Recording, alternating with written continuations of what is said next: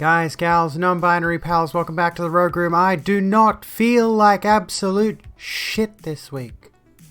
Poggers. My body has recovered. Oh, I got the special guest thing up, but I suppose you already know because it's in the title. We got our special guest coming on in just a short while. I forgot something. Hold on a minute. I keep forgetting this. Look at my cat. He's in a mood. Let me just fix this problem. I don't know why I keep forgetting to put this out. It's part of the show. Like, it's set dressing, okay? I need to make sure that everything I've got set up is where it should be for the purposes of the stream. Now I can't get my headphone back in. He's not the special guest. He's an asshole. He's just an asshole, this guy. I don't really want to deal with you. Fuck off.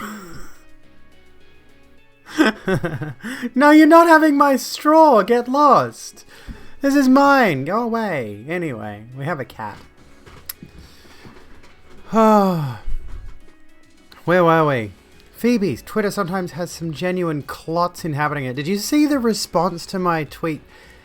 Somebody was asking about the death rates of trans women versus cis women, and I'm like, mate, like, why are you trying to turn this into some kind of competition? Like, we obviously know trans women get killed, but that's not the point that's being made. Why does it need to be a competition with these people? Why do they need to act as though things are so much worse for cis women? And yes, Kitten is cute. Now he's fucked off somewhere. I don't know where he is. He's buggered off to elsewhere. I'm on the energy drink tonight because I haven't had one today and I feel like it. 8 p.m. Hell yes, I have a healthy lifestyle. Speaking of which, do you like my shawl? That's nothing to do with healthy lifestyle. But, you know, speaking of which, you might have seen my little flex post on the social medias this morning. What did you think? I thought my body looked pretty good. I got requested by another streamer to offer some fitness advice at some point. There's dust on my desk. I got to clarify this as well. I cleaned it. Look, I'll show you. Just shh. Look. It's whisper quiet. It's not making any noise anymore because I took all the dust out of it. Look. It's crispy, spicy clean. I need to get some more, what's it called? I need to get some more lights for the inside of that baby. Can't hear a thing. Good. Maybe we could give Outer Wilds another try. Like, but now I've got dust on my desk. I did vacuum and clean everything up as much as I can, but, you know, generally speaking, it was good. I actually got to take it apart. Not really. I took a few bits apart and gave them a proper dust out, but anyway. Shall I invite on our guest for a bit of a chit chat? Because yeah, we've got RantingTrans on tonight. Jasmine. I haven't planned anything, by the way. We'll probably just sort of ramble about whatever we can and figure it out as we go along. There is a specific topic we don't want to touch on tonight, though. I will say that right now, so let's just get this out of the way before we proceed. We don't want to talk about, well, the Olympics. We might talk about the Olympics to an extent, but I don't pay attention to them, generally. But in particular, a certain competitor at the Olympics. We're just going to leave the trans athletes thing alone over there. Ranting is at my... Yeah, exactly. We're just going to rant. We're just going to ramble. But we can look at some current events and whatever else. Anyway, should I drop you in a Discord call so we can get started? I'm itchy. This is not a good thing. I shouldn't be itchy. Oh, hang on. Well, we're not going to ban anyone, but it's just kind of like warn anybody who decides to bring up the whole trans athletes thing and drop the sports link in chat because it's hilarious. Let me turn that on. And before we go any further, I just need to remind you all that I do own a crystal lizard. It's not relevant to anything. It's because they're from New Zealand. My outfit is cute, thank you. It's even cuter underneath because I've got this thing on, which is there we go. Like, look, cleavage sort of, but not really because my titties are very small. But it was cold, so I had to put this on over the top. Anyways, let's begin. Shall we begin? How do I make a phone call? Here we go. Does that work? I think that works. Hello? Hello, the ugly. Did it connect? Are we all good? Can you folks hear everything all right? Did it connect? Are we all good? Oh, I can hear myself. I mean, yeah, I can hear you. Okay, I can hear you too. Yeah, sorry, I had the stream on. Oh, yeah. True. I turned it off now, though. Welcome in. How are you doing? What have you been up to? I just finished dinner. I'm about to crack an energy drink because I just saw you crack one, and that stuff is contagious. It is. It's dangerous. This is why we shouldn't market these things. These certainly not. It's a mother of an energy hit. See, now I'm advertising it. Look at this. Oh, I'm drinking a delicious Red Bull right now. You can't see it, but I'm holding it up to the webcam, even though my webcam is Hold it not up to the FBI agent. Speaking of, I might as well. If they tried to sponsor me or anything. That'd be so cool, though. Like, I know we're like way too small in terms of being streamers to justify that kind of thing, but I would totally take a mother sponsorship.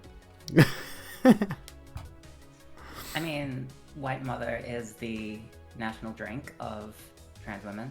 Oh, it's White Monster, isn't it? I've never drank it. Sorry, I always mix the two up. Yeah, true. It's a bit confusing. I've never drank. I think I tried to drink. No, Rockstar. I've never drank Monster. I've tried to drink Rockstar once, and I couldn't. I've never had a Rockstar. I remember trying Mother. Oh wait, yeah, I can finally speak to someone about this because you're also Australian. Yay! Remember when Mother first came out? Oh god, yes. It was awful, and it had that stupid ad with like a lemur or something in it. Yes, and I remember trying it because I was super hooked on V at the time. I can't believe I've got such strong memories about energy drinks, but I remember distinctly I wanted a V, and I went to the little shop at the train station because I was going to be traveling home, and I hadn't had one, and I was actually debilitatingly tired for some reason. So I went into the little kiosk, and they only had Mother, and I'm like, alright, I'll try it. Original Mother tasted like absolute shit. Oh yeah, it was awful. It was like licking Satan's taint. Right? It was like, really bad. And then they changed it. Sorry, Yeah. I didn't actually know if this is too rude for No, your go ahead. stream. I talk like this on my stream. No, go ahead. We're like, we drop the yeah. C-bomb every other minute over here. Like it's... Oh, well, that's part of the Australian English vernacular. Mm-hmm. But yeah, it was awful, and then they changed it, and it was much better. And I'm pretty sure it was all like a big marketing stunt. It Like may they were well trying have to make been. Mother as terrible as possible. I didn't even think of that. Like back then I was like, what, maybe 20, 18 to 20, around that time when it was first that kind of flavor, and my cat's having a moment. But yeah, I never even thought of that. Like at the time I was just kind of like, I'm going to try this new energy drink, and it turns out it was atrocious. And worse still, I was on a 3-hour train ride home, and that's all I had to consume. So the flavor was stuck with me the entire rest of the ride. And I was sort of like, this is all I have to drink. And I might as well drink it, even though I hate myself every second if I keep drinking it. Yeah, like, the thing is, I had just, have you ever seen that Futurama episode with Slurm? Yes, I have. I Yeah, think I've and seen it- almost every Futurama episode, except for the newer stuff. Oh yeah, I haven't watched anything past the movies, but yeah, like in that episode, they bring up a marketing strategy where they're going to make terrible Slurm so that everyone hates it, and then when they bring back the good Slurm, people will like that one more because it's better than the really bad one that they made. So when they remade Mother, I thought, did they steal this idea from Futurama or something? It's kind of amazing how much we'll look at entertainment and media and all these things that make a huge mockery of just silly, ridiculous concepts. Oh, I'll hydrate. Yes, please. And then you look at real life and it's like, oh, they were just cartoonifying real things that do really actually happen all of the time. It wasn't a joke. They were serious. Oh yeah, I mean that's why like everyone says that The Simpsons predicts the future, right? Yeah, and it's not really that it predicts the future. It's just they're writing a script based on stuff that's already happened. Yeah, and they reflect like human nature. Mm-hmm. To that end, The It's not Simpsons is that really good in that they respect. predict the future. It's that Homer is scarily accurate. True. Slime is just a representation of Mountain Dew. God, I don't think I've tried Mountain Dew. I had an uncle who would just guzzle Mountain Dew back in the day, and he has the worst eating habits ever. Never eats a veggie, Oh. never eats fruit. He only ever eats like very processed meat, like sausage rolls and 420 meat pies and stuff. To be I fair, don't know 4 and how 20 meat why. pies are poggers. I haven't had a meat pie in ages, though. Oh, I haven't had a meat pie since I lived at home. Mountain Dew is the nectar of a god, says Alan Drake. Miss Mountain Dew... Miss when Mountain Dew didn't have caffeine, so they've added caffeine to it, have they? That's interesting. I didn't know that. Which I know like would exclude certain people from even drinking it, because my mother, for example, is sensitive to caffeine, so she'll only generally drink tea or decaf coffee. So, you know, there's no reason to add caffeine to certain drinks. But they do, because it's addictive. Oh yeah, that's the thing. Apparently, Mountain Dew caffeinated is synonymous. What am I saying? Mountain Dew is synonymous with caffeine in America. Like it's very common for it to have caffeine there. Like it's been like that for a while. Which is kind of not surprising, given like... excuse me. I'm going to see if I can turn your volume up just a bit on my end.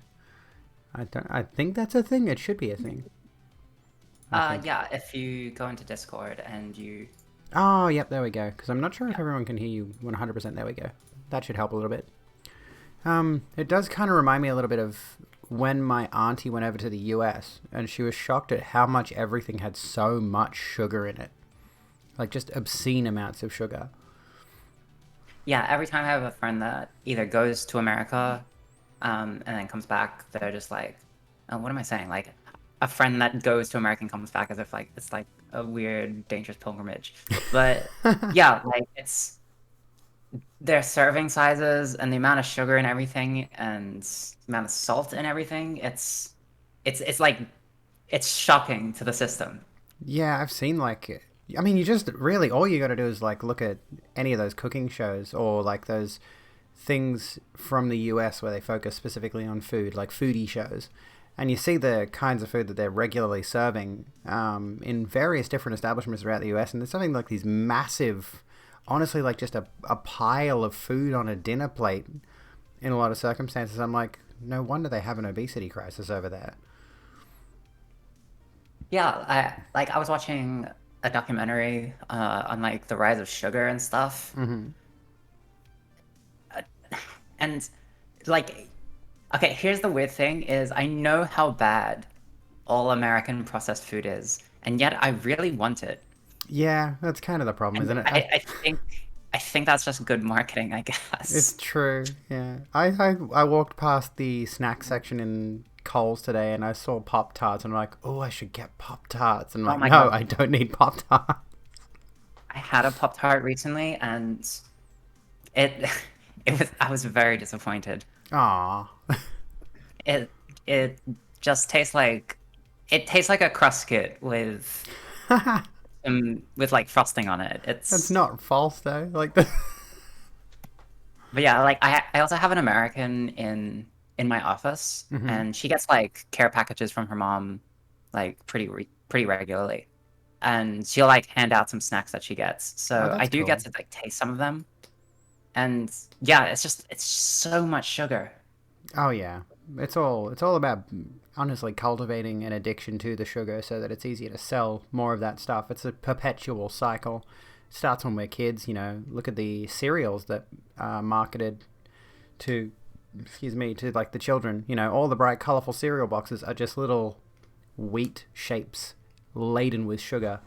And that starts from when they're very young. And Another ours thing... isn't even yeah, and ours isn't even as bad as America. Like, Mm. and I still want it though. It's like the Captain Crunch Oops All Berries, just because it's been like moved so much. So hang on, so it blows your mind that bread doesn't need sugar. I'm honestly surprised that bread doesn't need any animal-based products as well. Like I was actually checking the bread that I usually get, and it's like, oh, there's no like eggs or anything in this because I'm just sort of used to baked goods having eggs in them. Wait, doesn't white bread have like? White bread might. I usually get wholemeal. Oh yeah, yeah. Wholemeal is like fully vegan, as far as I'm aware. Yeah. There you go. White bread uses milk if you want to be specific. Okay. There we go. Yeah, there we go. Yeah, that's what I thought. I'm personally a multigrain woman. It's like, I think, I think enjoying multigrain is a sign that I'm getting older. I might make the switch to multigrain eventually. Like, I think there's like a stage of like the grainier the bread gets is where I start to lose interest. So at the moment I'm at wholemeal bread. But a while back I distinctly remember asking, I think it was my mother, to get me a loaf of bread, and she came back with this loaf of something that was whole grains and whole seeds and not at all bread, but it was in the bread section. I don't know what it was. It was not a good So experience. it was more just like seeds glued together with Pretty flour. much. I'm like, what is this? And it never got eaten. It never got eaten because I think I tried one bite and I'm like, I don't think my body's made to process this. I think you're supposed to put this outside for the birds. This is not human consumable food. Oh, like those seed bells that you put outside. Yeah. I should get one of those actually. That'd be pretty good. Oh, I should get one of those actually. Actually, here's a question: Are you a fan of Christmas cake or not? Say that again. I missed the last bit. Then a fan of. Are you a fan of Christmas cake? Ooh, what counts as Christmas cake? Like fruit cake? Oh, last time I had it, no. And by the way, Paul, that's for you. God, my camera's awful at adjusting to light conditions. Jesus. Anyway, I can't recall the last time I ate Christmas cake or fruit cake because, well, we weren't in lockdown last Christmas, were we? But generally, my family's been a pavlova family for Christmas. So, like, our big cakey thing is the pavlova with the passion fruit, the strawberries, etc. Oh, I could smash a good pavlova right now. Oh, it'd be so good. I just want to I could have go a for a get pav. together with a bunch of people and have a pavlova and a what's it called, a charcuterie board and wine. Oh, my Oh. my ex made the best charcuterie boards, but the best thing is I'm still friends with her, so I fully expect her to keep making charcuterie boards when we Awesome. have like group sessions of D&D. Nice. I really like. I hate the fact that we're still in lockdown and can't really socialize in a big way. I'm starting Oh, to miss it. I can't believe I was. You know that's the problem. I'm a recluse. I'm already a recluse. I'm already like an indoor person. I don't like going out much. But I was just starting to get into the habit of hanging out with groups of friends, and then we're in lockdown all of a sudden.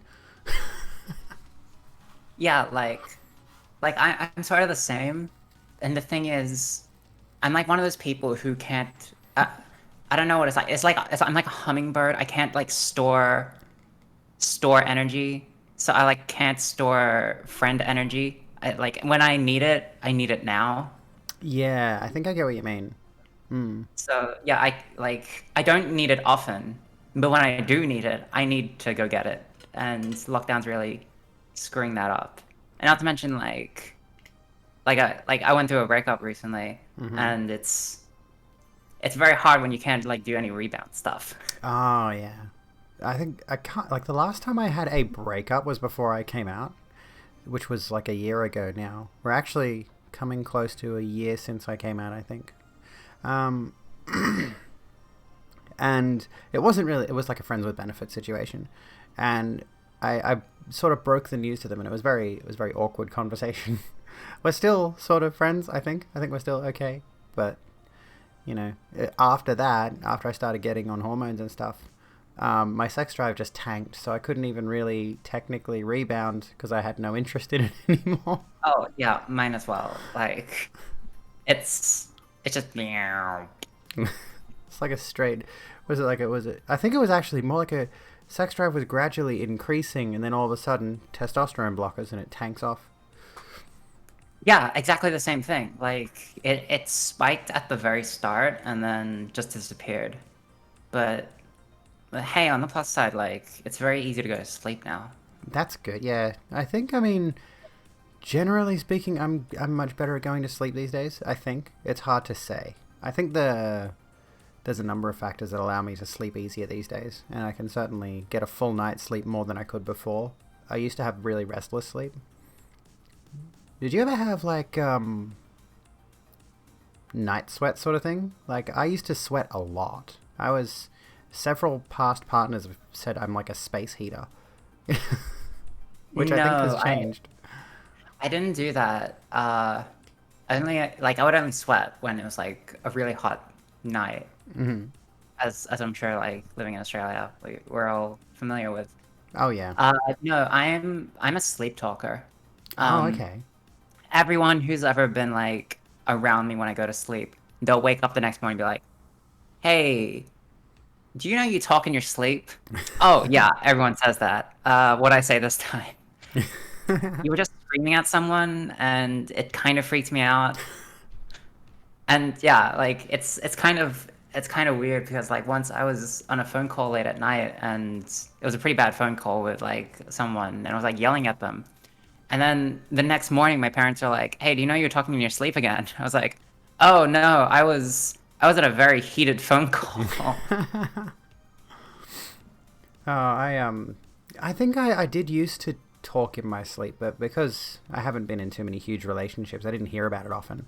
But there were a couple of times where I got told, "Oh, you were chatting in your sleep last night," and I can't remember exactly what I was saying in any of those particular circumstances. Probably something stupid. Um, Kind of makes me wonder if maybe I had exposed any of those latent gender thoughts while sleep talking way back when. But yeah, I can't remember specifics. Oh, if I did that, I just hope that whoever heard it would like assumed it was just a weird dream. Oh yeah, it'd be awkward.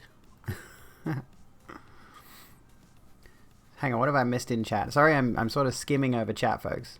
Estrogen killed your sex drive. Progesterone released it back into the world. Well, I mean, I have spoken with my endocrinologist about the idea of starting progesterone, but I think she said my estrogen levels need to be a lot higher or something like that, or we need to be like further along in the HRT before starting progesterone. I don't know how common that process is to get onto like the next stage, which I didn't even realize was how that works, but. Yeah, I haven't even broached the subject with my GP about um, getting on progesterone. At the moment, I'm still like trying to get just like an estrogen implant. Oh Like, yeah. but apparently last time I went, my hormones are too high. So he's like, "Nah, we're gonna have to wait until you're a bit back down to normal before we can put this thing that'll take it back up." That's a bit weird. I mean, I guess I kind of get it. I know that my endo said to me that after my last blood test, I had my T levels were too low, like they were absolute zero. So I was on half a tablet. So what are my tablets? Like 20, 50 milligram tablets? Yeah, 50 milligram tablets. So I was on Oh 25 wow. milligrams a day. I wasn't taking the whole tablet. I was taking 50, half of the tablet. And that got my testosterone to basically nothing. And they were just like, well, technically, most cis women have got at least a little bit. So let's take you down back to a quarter of a tablet, because that's probably too much. And I wonder, like, what effects that may have had. It certainly killed my grip strength. Like I mentioned on Twitter earlier, I can't open jars these days. It's actually Oh a my God, I struggle. know that feel. My my ex-girlfriend really loved teasing me about that. She was just like, "I see you struggling with that jar there." I'm like, "No, it's just a very tight jar." And then you give it to them and they open it and you say, see, I loosened it for you. It was all me. I did it. No, Rolly, I'm budget ContraPoints. I'm not the real ContraPoints. I would have a much nicer room, honestly. Oh Um, yeah, you do actually kind of resemble her. People keep saying that and it turned into a meme, and now I'm like, I've had people say either yes I do or no I don't, and it's kind of like a very much a toss of the coin kind of situation. It's like, yes, you really resemble her, or no, not at all. It's like, which is it? Pick one. Looking good. Thank you, Juniper. Um, cis women often struggle with hormones too. That was a thing that I was talking about earlier on Twitter while arguing with TERFs, because rather than be productive and work on my own video essay, not ContraPoints is new and whatever the hell that's about, I don't know. But I'm working on my own thing, and instead of being productive today, I argued with TERFs on Twitter. And there was, of course, the discussion of the fact that cis women do end up going on hormones for various reasons. Like the reason we take hormones the reason we can take hormones as trans women is because those hormones are produced for cis women, generally for other reasons. I'm not sure what the specifics are, though. I think it's like women in more advanced age need to take certain hormones to maintain their hormone levels. Are you familiar with that at all? I don't know. Yeah, like usually postmenopausal, they'll like HRT was pretty much made for um like cis women that were either like going through menopause and their hormones were out of whack, or like if they had any other hormone imbalances from like ovarian cancer or anything that would affect their endocrine system. And yeah, it just got jury rigged for trans women. Like there's virtually no medical procedure that was actually invented for trans women. Mm. Um, We've sort of just like jumped even in. yeah, like even like vaginoplasties were originally made for like uh like a surgery for cis women who had issues with their vaginas, like whether through trauma or whatever. Yeah. And then they sort of just retrofitted it to you know turn a penis into a one. One of the actually one of the things that I had heard about vaginoplasties is that what was it, like men coming back from war who'd been wounded in that area because of like shrapnel or something like that could have a vagina crafted from whatever material was left. So as a result, male to female vaginoplasties have been a thing with regards to essentially a war injury recovery. I know I've heard of at least a few of those happening, which Oh would my be, god, I've never heard yeah, it's a bit of a strange one, but I suppose I wonder what that would do, like to someone who is a cis man who has had that kind of injury. Like, I mean, I'm yeah, sure it would induce some level of dysphoria, certainly. yeah, like I have to wonder, is is that preferable for them or what? Because, like, what's the alternative? Yeah, I mean, they probably wouldn't need to do a full vagina. More than likely, they could recover that area into like a Ken doll with a urethra, maybe. I don't know. I'm not No. a surgeon, so I can't, speak to that. But it's an interesting concept. I've seen at least a couple of stories about that whole concept of. I think how long have vaginoplasties been around for? A while. Yeah, I think a while. I think whoever that GI was that I forgot her name, that came back from World War II and was like one of the very first very public trans women. Hmm. I'm pretty sure she had uh bottom surgery. So I think it's at least been a thing since the 50s. Yeah. Apparently the 60s in the UK, according to Phoebe. There's an idea. There might be pain involved before the surgery. Well, yeah, certainly. Yeah, like it probably wasn't, perfect.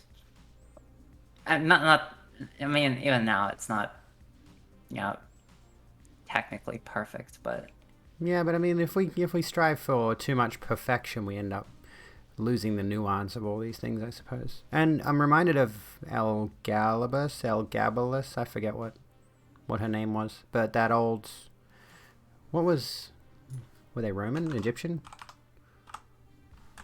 Elagabalus, Roman emperor from 212 to 2. Hang on.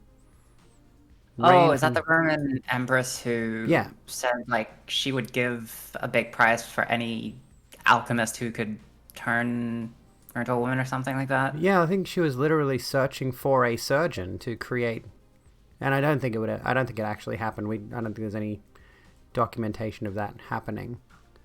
Oh, But I completely doubt it. I mean, mm, they didn't even know how to like get rid of an appendix back then or yeah, something. true. I would not trust them to do anything down there. I'm pretty sure they were still treating everything with like either leeches or wine. More than likely, yeah. Although, I was going to say trans medicine, but medicine in general, if you go back through medicine's history, there's a lot of interesting things there that we sort of take for granted. You know, we look at it these days and we're like, oh, that's obviously a convention of modern medicine. But then we go back and like, oh, they were doing this back in the 20s. What the fuck? But of course, Oh, medicine most has, definitely. yeah, Like, yeah, like there's. I actually took this for my D&D campaign because I didn't want I didn't want to do like this magical boom that you get like magical sex change or whatever.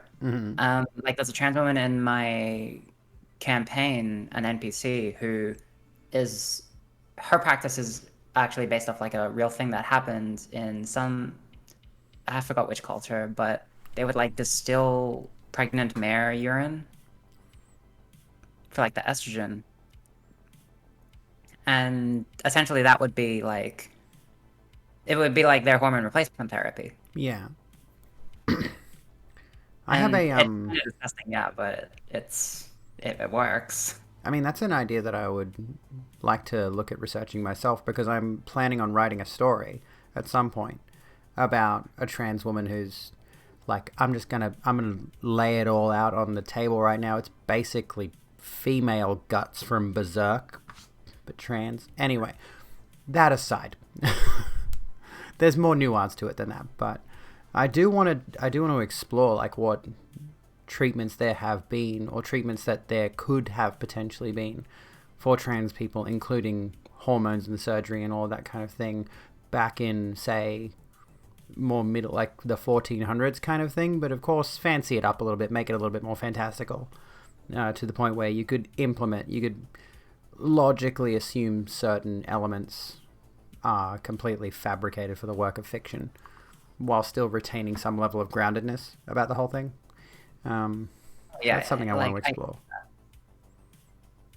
I think it's like I think it is like important to avoid a fantasy thing that if you're going to include trans people in fantasy, I think it is good to like not gloss over the actual transition aspect. Yeah, I And don't just want to kind just of go, like oh, a wizard gave you a vagina. yeah, Like, that's just silly, you know? the fantasy surgery. Yeah.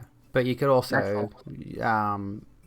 say that, like, maybe there could be a magical surgeon who the reason they're able to do such refined surgical techniques is due to some level of higher enlightenment or something like that. But it's still technically the same sort of surgical procedure, if that makes sense. And of course, more than likely would be a very specialist kind of person they'd have to go out of their way to find. Yeah, I think it would be like, instead of going to a doctor like us, it'd be like finding an alchemist or something.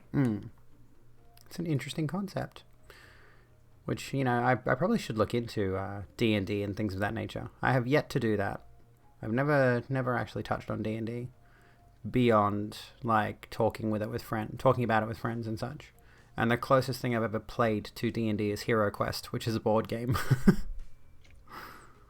Oh, it's good. Like there's that meme of um eggs or questioning trans people that have used D&D as a method of exploring their gender.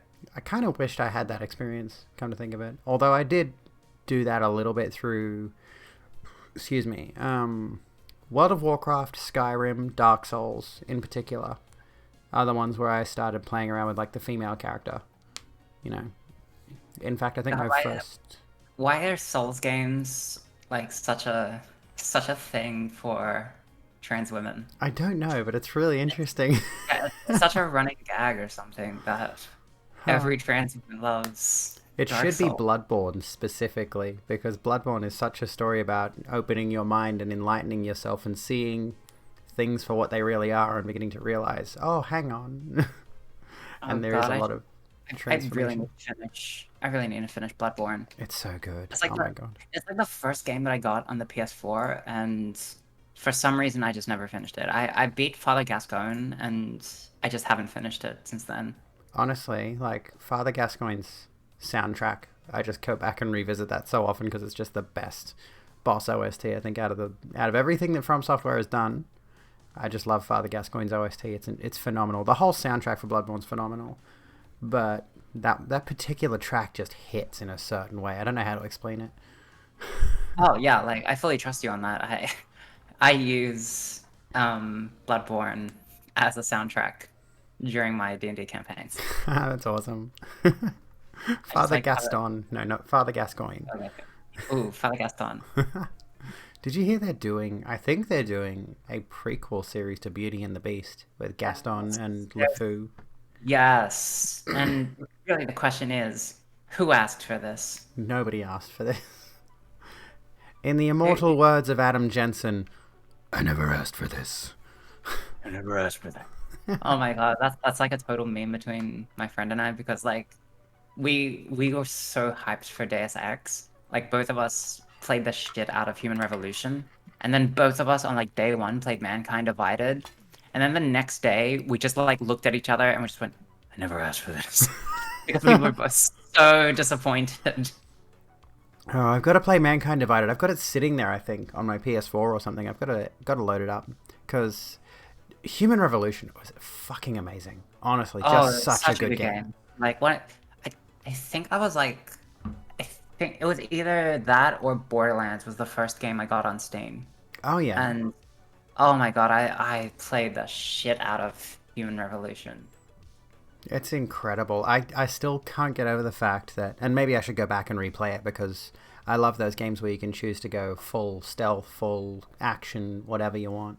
And I absolutely mucked up a ghost pacifist run by throwing a fridge at a dude in the second to last level. I don't know what I was thinking. It's like, surely this man must have an augmented skull. He'll be fine if I chuck this fridge at him. Because I think I was out of options. I had no, like, sleep darts or whatever. I had nothing to... I couldn't get to him to knock him out. So I was just like, here we go. Concussion. People survive that infection, don't they? Batman does it all the time.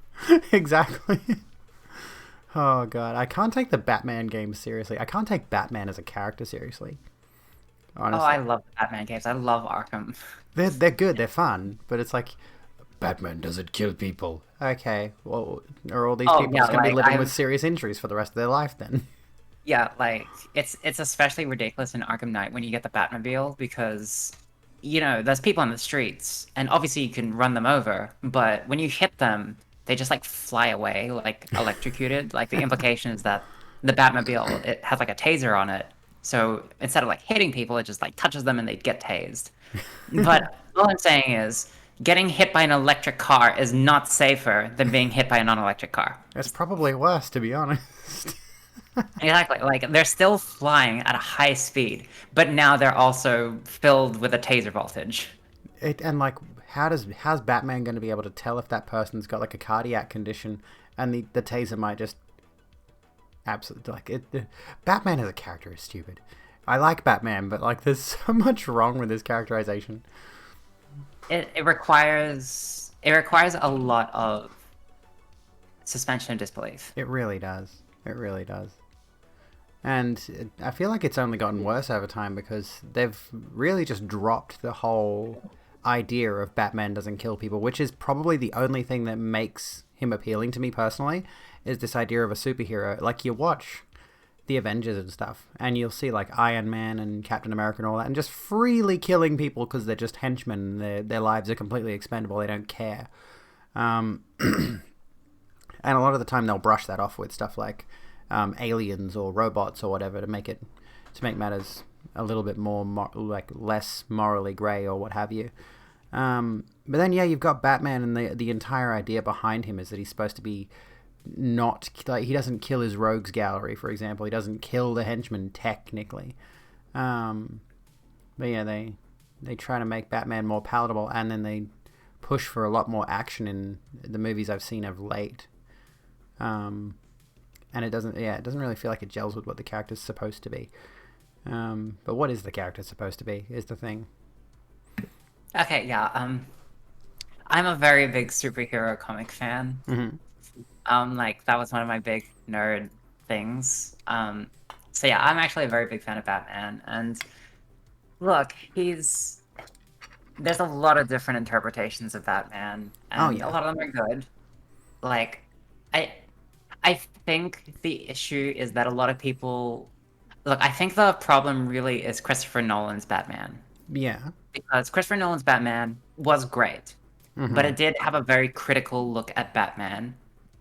But at the same time, he was cool enough that all of all of the Fight Club kind of fan club, they liked Batman when you're not really supposed to admire him all that much Yeah, in the true. Christopher Nolan. Like the whole point was that this is not a good lifestyle to live. True. Which is kind of like And it's kind of a bit weird when you think about that's always kind of the message I've gotten from Batman, right? And then you have him because obviously he is a superhero in the strictest sense.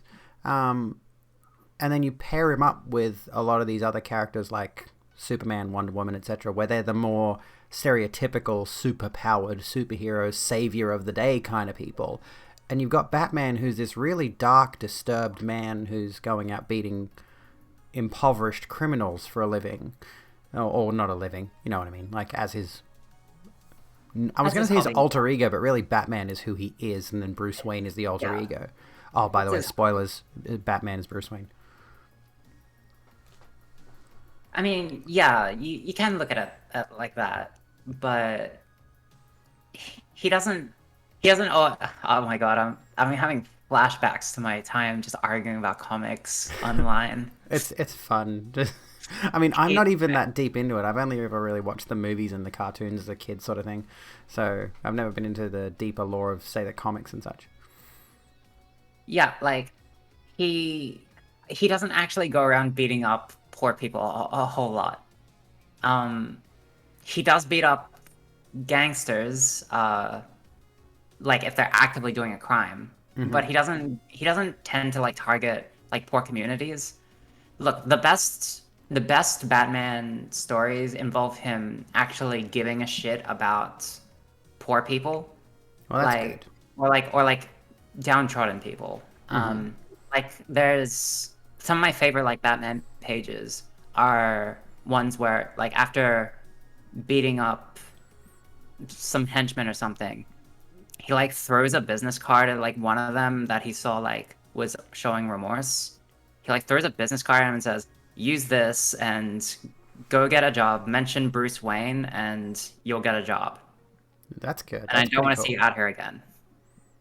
And he does that like the best stories are like that. Like in the Batman Yeah. animated series, like one of the most famous scenes is when he was like tasked to kill this psychic child who was like gonna like blow up mentally and like essentially turn into like a nuke.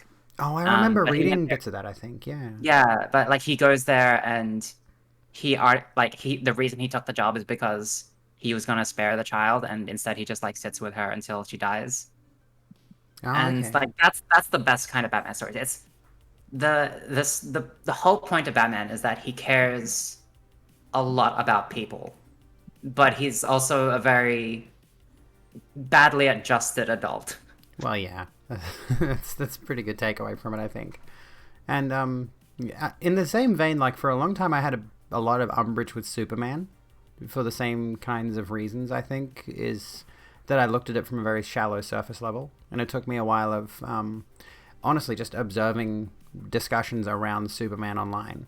Never really participating, but I began to realize that the best stories of Superman are when he's showing his humanity as opposed to being this ridiculous, overpowered character that nobody could feasibly beat. You know, so the best Superman in that example is when he's helping people in a way that doesn't involve violence and such. At least that's what I've been able to glean. You know.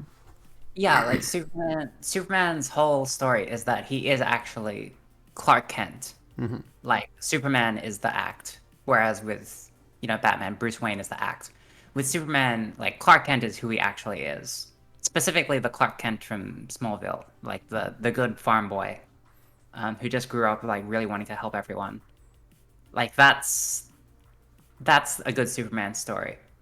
And there's like a really famous page where he like flies up to a woman who's like on a ledge about to jump, and he just like hugs her. Yeah, I remember that panel. Yeah. Yeah, like that's the best kind of Superman story.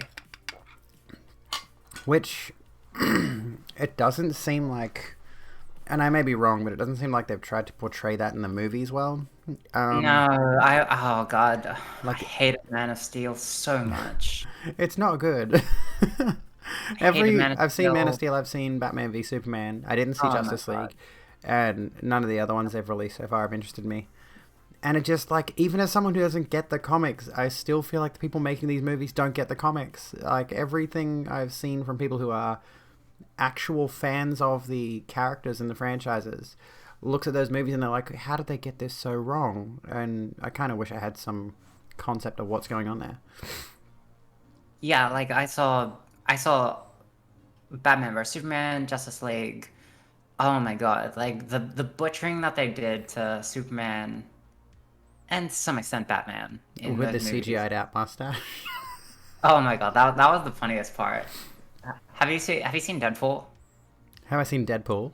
Yeah, like in Deadpool 2, I think they make a joke about it as I haven't well. seen the second one. I got to see the second one. Yeah, in Um, Deadpool 2, I'm pretty sure he cracks a joke about a CGI mustache. of course. But yeah,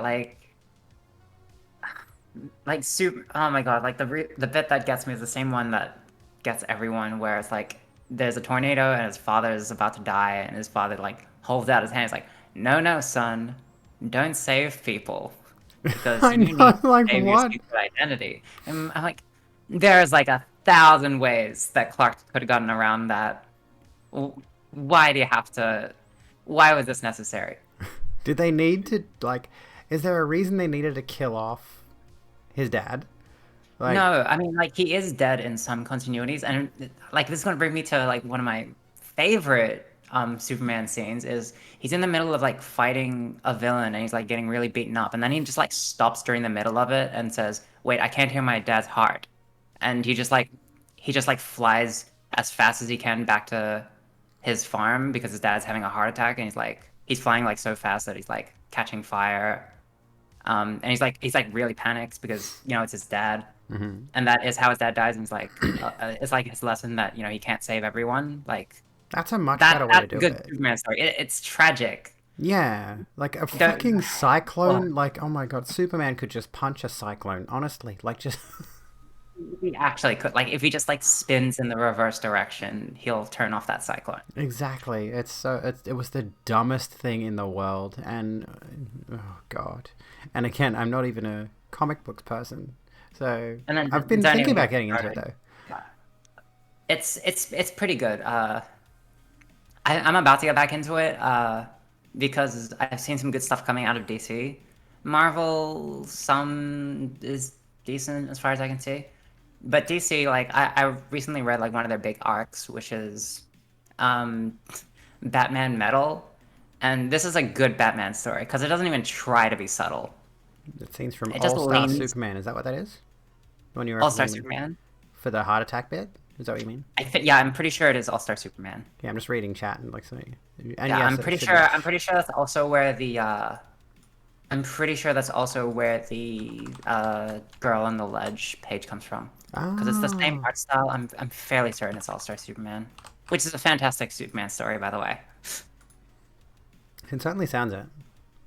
And Um, I mean, I might be wrong about this because I haven't really been keeping up, but it seems like DC's doing another reboot, and I've kind of got this idea in my head about comics, and again, I haven't really paid much attention to them.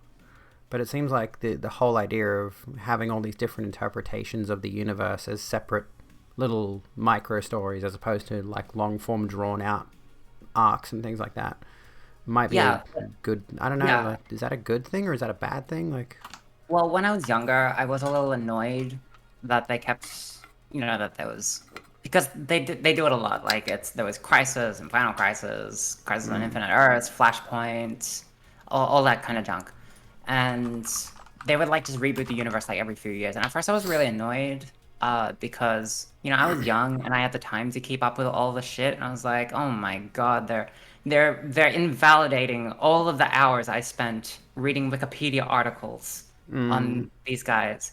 But now I kind of understand it and appreciate it. Like it's just a chance for like a fresh start and like another chance. you know what it kind of reminds me of? The Wiggles. I Oh don't my know. God, Wiggles. I'm a parent, so I have to put up with the Wiggles, sadly. But it seems like every year, sometimes even multiple times a year, there's a new Wiggles show. And it's generally the same format. They'll do like these little sketchy bits where they sort of joking around, like they do little micro plot lines or whatever. But generally speaking, they'll do one Wiggles show for like a few episodes. Then there's a new Wiggles show, but it's still just the Wiggles. They've just got a different set, a few new characters. And I'm like, why do you guys keep rebooting the Wiggles? What's going on? Why is this a thing? The kids aren't going to notice if you just do the same shows. Yeah, we had the same Wiggles for like, what is it, like 20 years? Yeah. Like, they've still got the new Wiggles. As like, they haven't changed the cast since they did the new Wiggles, basically. But, yeah, they keep doing these new shows that have got a different name. And, like, certain people are not in the show anymore, but certain, like, they've got a bunch of side characters, right? They're not the main Wiggles. But it's just generally like, here's a little micro plot thing, here's a song, here's another song, here's a little bit more of that little micro plot. And it's like, you're doing the same format every single new show you do. It's not a new format. Like, why do they keep changing it?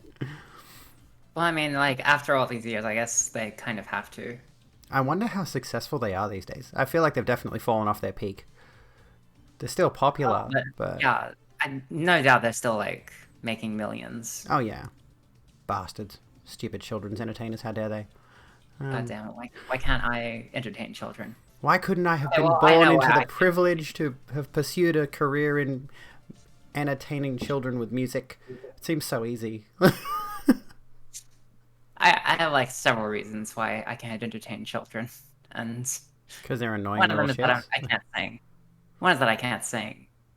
Yeah, true. Oh, excuse me. By the way, hello, Astoad. Hello, everyone. I hope you're all doing well tonight. Do we mean the OG Wiggles? I mean, I have a lot of fond memories of watching the OG Wiggles. But of course, that was when I was a kid. It's not really that relevant these days, and they do become very annoying.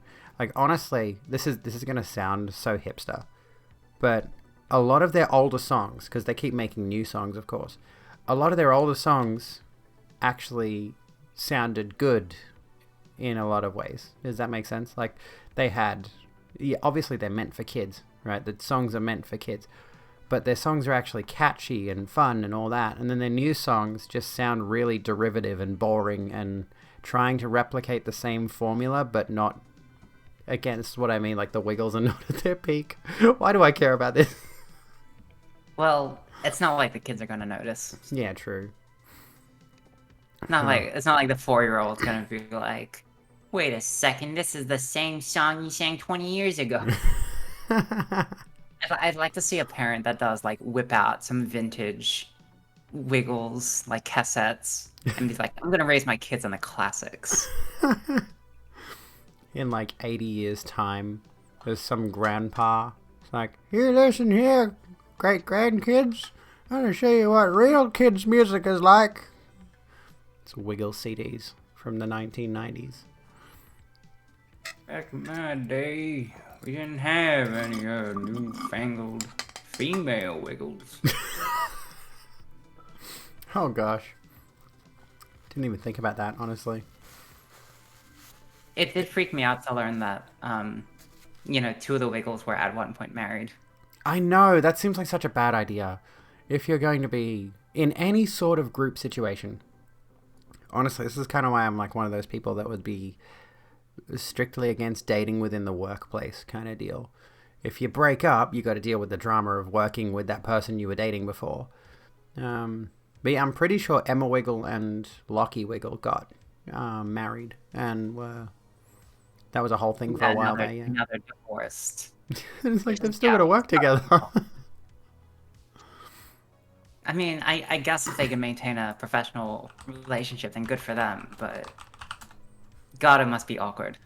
Yeah. I found an article on it actually. Still so awkward. Emma Watkins and Lachlan Gillespie's complete relationship timeline. There's an article on 9 Honey Celebrity, whatever this is. The Wiggle stars Emma Watkins and Lachlan Gillespie were Australia's favourite on-screen couple. I doubt anyone actually noticed or cared. The yellow and purple Wiggles shocked fans when they announced in April 2018 they were separating after just 2 years of marriage. I like the idea that there's like a paparazzi following around the Wiggles. So weird. And I know that they don't dress as the Wiggles like in their everyday life. But I That'd be do like to hilarious. imagine that they're running around like that and like Petey Pirate is, like trying to shoo away the paparazzi. Also, I'm not 100% certain on this. I might be wrong. But I think Emma Wiggles's hair is a wig. I can't tell, honestly. Like, I look at her hair, and it looks like a wig. Her hair is legitimately that color, but it looks nothing like the hair that she has when she's performing. Does that make sense? No, that makes sense. Like, it probably would be a wig because It'd be easier to just it's a put lot that of on. hair, and yeah, like it's a lot of hair, right? And it'd be hard to get it into perfection for each show because she does a lot of shows. Yeah, exactly. Yeah, I think. I imagine it's a lot easier to just like do a wig. So it's a wig goal. For God's sake. Oh my god. Stream's over. I'm done. Oh, they got us there. Oh, goodness.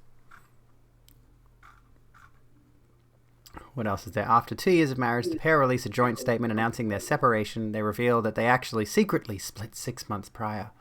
We have and continue to share the most beautiful life together, but we wanted to let you know privately for the last 6 months we've been navigating through a trial separation. Throughout that period, we have performed hundreds of shows together, and that is always a continued source of joy for us both.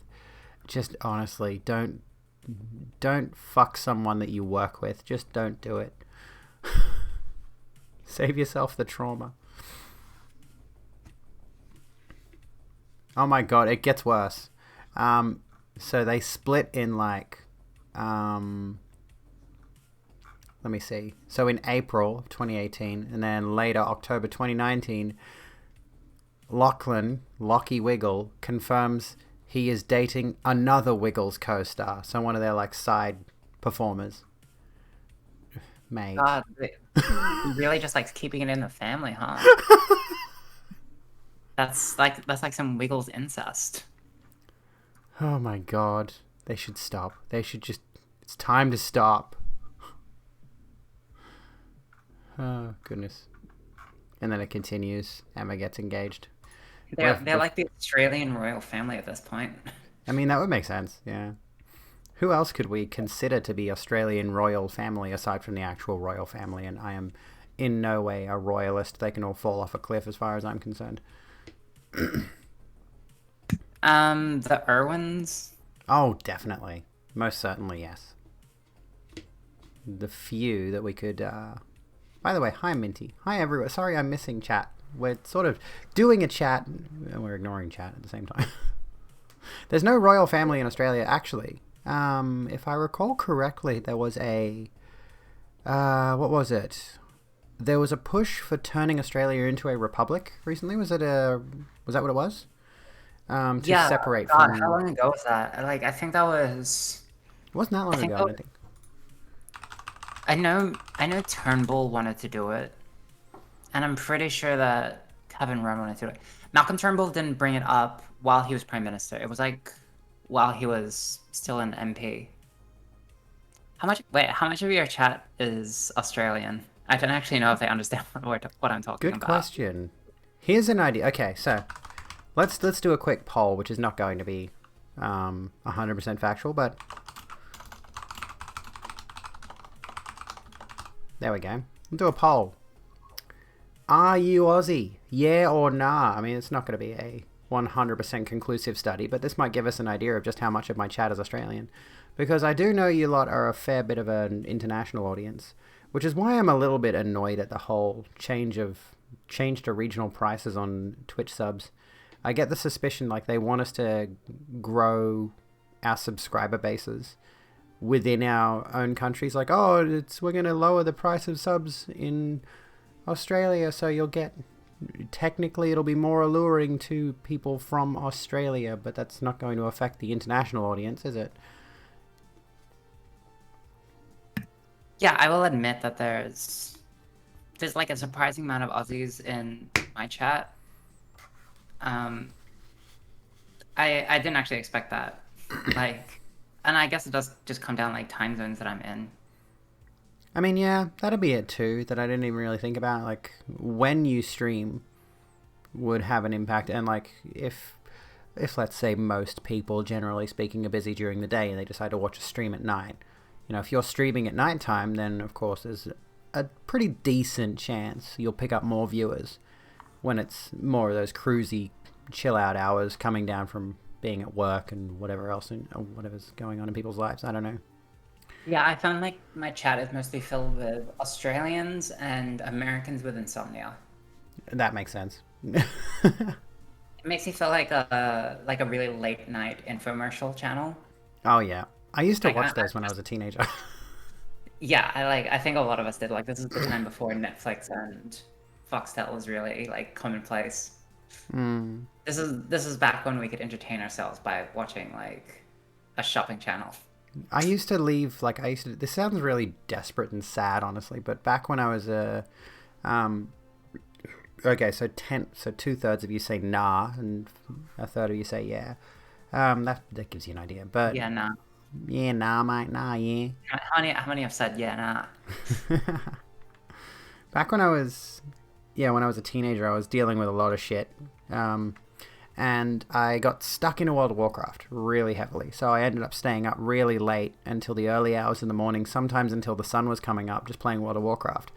And I was like, we're living in a 2-story house, and there was like a lower living room, which was basically my living room, right? No one else really hung out there. So it had my desk with my PC, and there was a media unit that had the TV.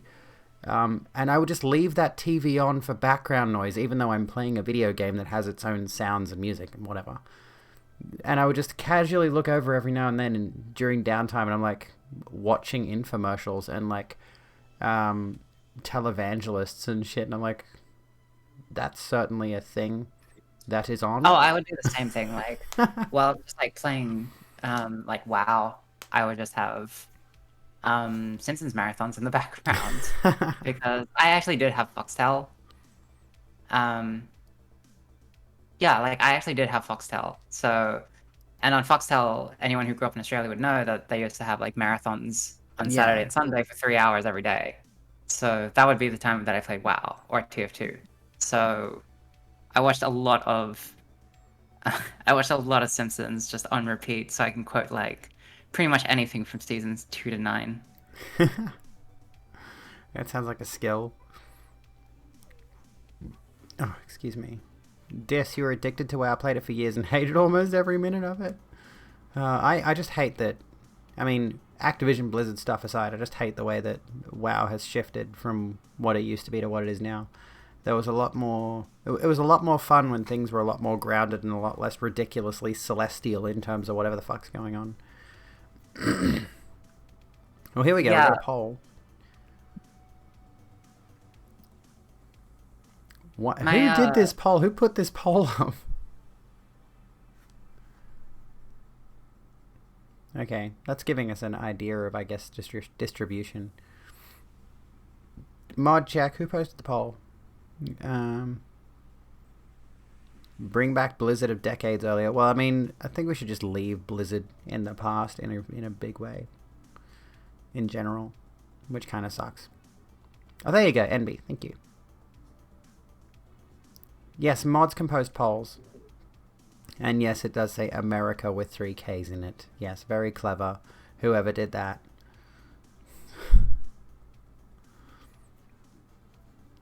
So we've got a fair chance. I mean, you don't have an option in the poll. That makes it difficult, yeah. What counts as Australasia compared to Asia? Is that like... I think Australasia includes like the Pacific Islands and stuff. Yeah. Does that include Indonesia? I think it does. I think it also includes like New Zealand. Yeah. That would make sense. New Zealand. New Zealand. Oceania? Yeah, I suppose. There's so many different words for it. Indonesia is Asia, though. That's where it gets a bit confusing. So I'm pretty sure... I might be wrong, and maybe the information has changed, but I'm sure they mentioned when I was in school that like Australasia included Indonesia, but I might be wrong on that.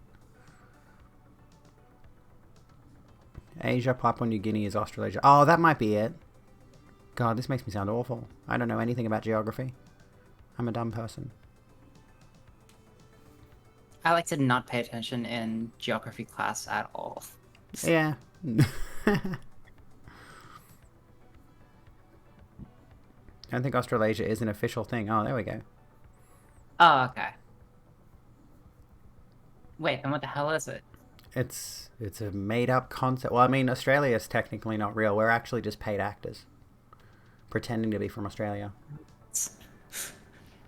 Do you want to sacrifice our paychecks? What the hell is wrong with you? Shh, don't tell the studio. Mr. Bezos needs us. We signed NDAs. I'm actually located in California. Don't tell anybody. Why do you think I don't have an Australian accent? The blizzard of decades past was likely just as bad as it is today. Oh, definitely was. With toxic corporate culture and stuff, it's just that our increase of global interconnectivity makes the shit actually visible outside of narrow social spheres. Very true, Sal. Hello, welcome in. I'm a crisis actor. Oh, God. I keep hearing these awful stories about the parents of victims of school shootings who have bought into this QAnon bullshit and now believe their children were crisis actors at those shootings. And it was all a bought and paid for conspiracy. And I'm like, oh my fucking God, that's your child. How can you... What? God, oh my God. QAnon... their own QAnon kids. conspiracy theorists. It's just so frustrating. I actually rewatched John Oliver's bit on Alex Jones recently. I should find that and watch it. Yeah, that sounds good. Yeah, it's available for free on YouTube, like on their channel. And it's just so frustrating because you know that they don't believe it themselves. Yes, Like, there they're is just doing QAnon it in Australia. like they're just doing it for profit. Like, But yeah. like the people listening do eat it up. It's like Ben Shapiro, you know? Like you can tell he's just bought and paid for by oil barons. Like his entire show is funded by billionaires, right? Who have a vested interest in keeping people dumb. But I have no doubt that once the cameras are off, he probably doesn't believe 90% of the shit he says. And he plays up how stupid he sounds to... Honestly, I think, like, you watch any Ben Shapiro clip, he's a dumbass, right? Like, the character that he plays is an idiot, unequivocally.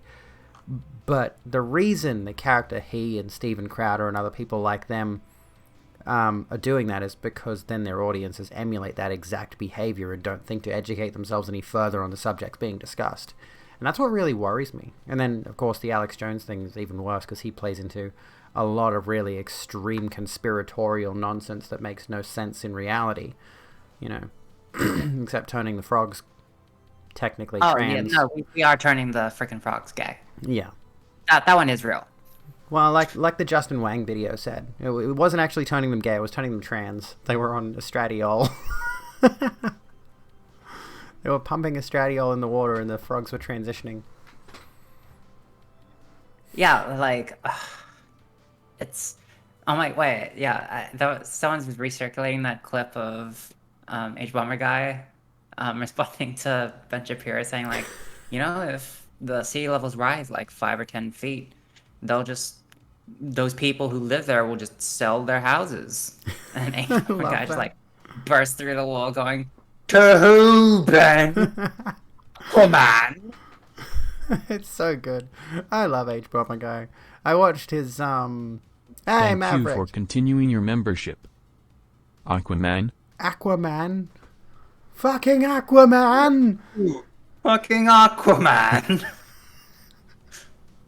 And I think what really gets me about the Ben Shapiro thing with that segment is like, say the water levels rise by 5 feet, say they rise by 10 feet. Does he not realize how dramatically 10 feet is going to affect people? That's going to displace that's a lot of people.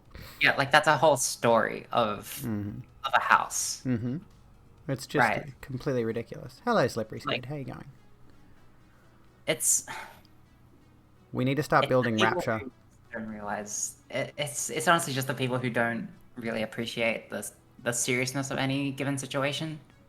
It honestly kind of baffles me that there was that clip we watched recently about Joe Rogan interviewing Candace Owens, and he questioned her on climate change. He said, "So what? You don't believe in climate change?" And she laughed it off. She's like, "No, like I don't dump my rubbish on the ground, but no, climate change isn't real." I was like, Ugh. okay, please back that up then. What sort? Like we've got mountains and mountains and mountains and mountains of scientific documents over here that unequivocally state that the climates are being affected by human activity. And this social commentator with a huge audience is just going to go, I don't believe that. Yeah, Based on what? I refuse your logic. Just not gonna pay attention to it. Just I don't care. Pseudoscientific and nonsense. it's just so frustrating. And like the vast majority, like the reason they're called reactionaries is because they just react to things that are generally considered progressive. So if we're talking about climate change and the things that actually need to be done to change the planet, they're only responding in such a way as to be contrarian about it. They don't actually care if it affects huge numbers of people, especially over in the third world. Like, we're seeing the effects of climate change affecting people over in the third world in a big way. But how long is it going to be before it starts affecting people over in the developed world, you know? And when will they accept it then? And I mean, we're seeing it now in Florida, aren't we? Yeah, like it's gonna take too long and it's gonna be too late by the time it like actually affects people with money. Yeah. Too little, too late. And then like the space race bullshit. Oh my God. Like the billionaires trying to get off the planet, and it's like I don't think. I often have to wonder if the billionaires themselves realize just how much is going to go into trying to colonize a place like Mars. For example, like it takes thousands of people on numerous different teams here on Earth just to maintain keeping people alive on the ISS, right? Yeah, I remember watching a video on like the sheer amount of logistics required to keep someone alive on the ISS and how miserable it is to actually be up there. Oh yeah, it doesn't sound fun, and like you can imagine, it'd be an experience to go up there for like a day, I'm sure. But who was it that was the Chris? What was his name? Chris something. Kelly, yeah. Yeah, he was up there for like a year or so, or 6 months, or he was up there for the longest time anyone's been up there, and he had to retire afterwards because he just couldn't handle going back to that. Oh yeah, like he could barely stand on Earth again. Yeah, and Yeah, like his musculoskeletal physiology just would not let him be on Earth's gravity anymore. He had to be in like physical rehabilitated. therapy Yeah. for a while. I'm pretty sure there's video of it. Like he had to relearn how to walk and stuff because his muscles were so dystrophied from it. Chris Hadfield. Oh yeah, that's it. Chris Hadfield. Oh, the Hatfield. Wait, so who's Chris Kelly? I know that's also. Yeah, who's Chris Kelly? I know that name. Is that an Australian politician? No. There is a Kelly politician. I don't know who it is though. Hang on. Okay, it's known. It's. There's Chris Cross, the rapper, dead at 34, Yeah, who it's was a Chris rapper. Kelly. Okay. I guess I'm completely wrong. But yeah, like I do Craig enjoy Kelly. watching like videos of him. Not Chris Kelly, Chris Hadfield. I enjoy watching videos of him. Where he's like I've forgotten that pencils don't float. So I have a habit in my house of just throwing pencils around and forgetting that they're not going to just stay up in the air. Oh, that's amazing. Yeah, like you develop a whole bunch of habits because what is it like? I think it's 3 weeks to break a habit, and I think it's also 3 weeks to develop a habit if you stick with it. I've never heard that, but I think it might have fully believe it. completed. I fully believe that. It would make sense. I think certain things develop a habit faster, but yeah, like after a while, eventually you're going to get stuck into certain behaviors. You know. Excuse me. These are the types of people that think, why don't they build the entire plane out of an indestructible black box is clever and poignant. Yeah, I know. Honestly, Sal, a lot of US conservatives like to pretend they have common sense solutions to problems that don't hold up to the slightest scrutiny, which is honestly the whole thing we're dealing with the trans stuff. You know, a lot of the people who are arguing against trans rights, generally speaking, are arguing from this common sense perspective. Oh, men have this and women have this. and they don't think to look any deeper than that, and then they come up with a bunch of justifications for it that don't really support their viewpoint, but they think it's a gotcha. It's like, well, no. Yeah, they really think that their unresearched opinion is just right. Listen, I'm going to take the word of Abigail Shrier over this mountain of scientific documents. Look, it's just common sense, isn't it? Now, obviously, you wouldn't want that. I have a 4th grade biology education. Think one of the ice moons of Saturn or Mercury would be better for colonizing. First, we'd have to be able to get out there. As far as I know, it would take us probably hundreds of years at this point of our technological level to be able to reach them in the first place. Or maybe not hundreds of years, but an unreasonable length of time. I don't know. I'm not particularly educated on that, but, you know, we certainly don't have FTL travel yet. Can you imagine finally getting FTL travel, though? I imagine, like, we're going to develop it, and then they're going to load up a spaceship full of people, and we're going to say, okay, let's send you guys to Neptune. And they hit the FTL drive, and everyone gets wiped out. It's like they technically hit Neptune, but it's just... Pardon? They'll make a movie about them. Yeah, most definitely. A memorial. They'll have a little... We pay our respects to the crew of whatever. It'll star Chris Pratt and Scarlett Johansson. Oh, God. Please it'll no. be like the new Titanic. Oh, gosh. They already did that, though, didn't they? Chris Pratt and Jennifer Lawrence. Yeah. That movie, like, honestly, if you take out all the segments before before Jennifer Lawrence wakes up, and you just play it from when Jennifer Lawrence wakes up, the plot becomes a lot creepier. Like, a lot creepier. It's a very, very unsettling movie in a lot of ways. Like, you could restructure that movie and turn it into a thriller. Kind. Cranch, thank you for gifting a sub to NBSP. You legend, you. Yeah, if I'm remembering correctly, like, there's a lot of moments in that movie where it's just like, this is borderline psychological horror. This is really unsettling. Yeah, like, if I remember right, he full on, like, gaslights her. Oh, yeah, he totally does. It's oh my God. And then they end up together, and everything's hunky-dory, and it's like, please no. Can we please stop normalizing this behavior? Jesus. Oh, goodness, what did you send me here? I think a lot of Hollywood writers really need to, like, look a few times at their scripts before they end up actually, pitching it. A part of me wonders, like, how much of these scripts are actually revised by... I dare say a lot of these scripts are written by white men and then read and advised and signed off on by other white men. Oh, most definitely. Like, they're going, like, dude, he wakes her up only, and they're, like, the only two left, and he made it so that there's the only two people left. Wow, that's so romantic, dude. Let's make this. Oh, it makes me so uncomfortable. If you show the script to, like, any woman, they go, no. No, what the fuck is wrong with you? No. I think I need to rewatch it just so I can relive how fucked up that movie is. Because it's another one of those movies, another one of those romantic movies, in a sense romantic, where the guy fucks up in a massive way, she breaks up with him, and she should just go be a girl boss. Like, she has the opportunity here to just go and fucking thrive. But the thing that makes this particularly fucked up, of course, is the fact that they are both stuck on this spaceship alone together. So there's, like, that just makes it even worse.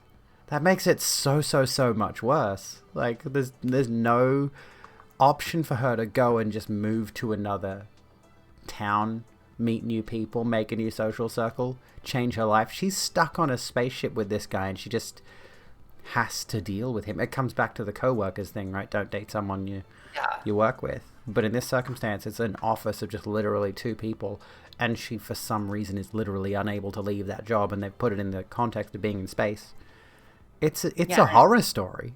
Yeah, like, you don't even have to change the script. This becomes a horror story if you just, like, change the soundtrack to stringy violins. This becomes a thriller. I think I get the suspicion somebody's either taken a bunch of clips from it and done that exact thing, or they might have done a re-edit of the whole movie and, like I said before, cut out the Chris Pratt bits leading up to Jennifer Lawrence waking up. Oh, excuse me. Doesn't she have the option to go back into hypersleep at the end? I think that's a plot point at some point, yes. And for the purposes of making it a little bit more romantic and a little bit more lovey-dovey, she refuses to do so. But really, she should get the fuck out of there. Yeah. I'd just go into the airlock and eject myself at that point if I had this creepy stalker guy trying to gaslight me into a relationship. Oh yeah, like I wouldn't feel comfortable actually going into hypersleep with him like right outside. Yeah, if he can just wake you up again, which is probably or worse. Yeah. Or, you know. And I mean, this is what gets me in a huge way, is the only reason he wakes her up is because he wakes up early by accident, and then the justification is made that he's all alone by himself. So he goes creepily wandering around the pods looking for someone else to wake up to keep him company. And he picks a pretty girl. And it's like, God, there's nothing about this movie that's good. What's the movie called? Does anyone know what the movie's called that we're talking about? Chris Pratt, Jennifer Lawrence. I think it's called Passengers. It might be Passengers. Yeah, let me have a look. I think it is. Yeah, Passengers. Yeah. It's so weird. It's even the poster. Like, you look at the poster, and Chris Pratt, I'm just showing it on screen now, he looks menacing, and in addition to being really absurdly filtered.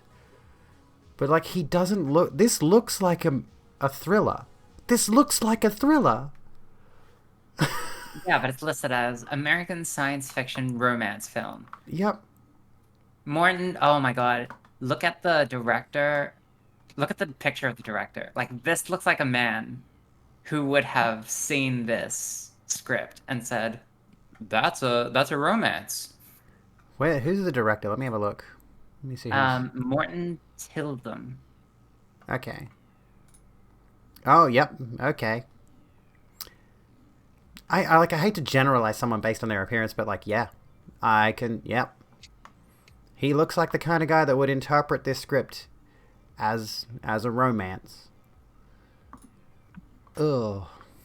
I feel like I want to vomit in my mouth now. He apparently directed The Imitation Game, which I actually quite liked. I didn't think that was too bad. Although I think, as far as I know, it's not very historically accurate in a number of ways, but... You know, it's about the Enigma code and all of that.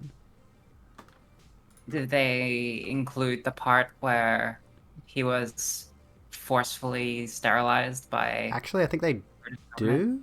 Hang on. I think it's kind of glossed over. Like, I don't know if they specifically say it, but you do see at the very end of the movie that he's in ill health. And he's struggling, like he's dealing with something, but I don't think they ever specifically outline what that was all about. Yeah, he looks horrible, yeah. Because he was on government-mandated hormonal therapy. And the epilogue reveals that he committed suicide. Because from what I've read, he, as a result of that hormonal therapy, and I may be wrong about this, but I did read somewhere that he started developing breasts because of the sterilization they put him on for being gay, and as a result may have committed suicide due to, quite literally, dysphoria. His body started changing in ways that he didn't want, obviously, and, you know, being a gay man in, was it World War II? Yeah, won the Second World for us, now die. I know, right? Like, yeah, what? essentially, yeah, like he won. Yeah, he was like one of the most influential people in defeating the Nazis. And his reward was chemical castration for being gay. America's such a great country, aren't they? So good. They're just such righteous... Fucking hell, dude. He's in America? Isn't he British? Oh, yeah, Britain. Whatever. It's an American historical Same drama. thing. Yeah, But, I mean, like, in British imperialism, really, so... Yeah, like, it's so shit. Like... And if there's just like very little acknowledgement of what actually killed him. Mm-hmm. Like, I think everyone knows he did kill himself, but a lot of people don't realize why, which is important. Yeah, like he was very much killed by the British government for being gay. This was an assassination, yeah. It was just assassination through his own hand, if that makes sense. Exactly. Like, and it's the fact that they still don't really acknowledge it. Like, they're all like, we're so proud of Alan Turing. Like the British are always like, Alan Turing was such a great Briton, wasn't he? And they were like talking about like putting him on money and everything. Yeah, and if they're not going to acknowledge his queerness, Yeah. I think is very important. Not for the queer representation, which I guarantee you, if we were to bring that up, you know, it's like, oh, put him on money and acknowledge the fact that he was queer. People are going to say, oh, he's just shoving sexuality down our throats again. It's like, that's not the point. The point is he was killed for being queer by the government, and that's why it's important to keep that in his story. And yes, Draco, you stopped paying attention for 10 seconds and we're on Alan Turing.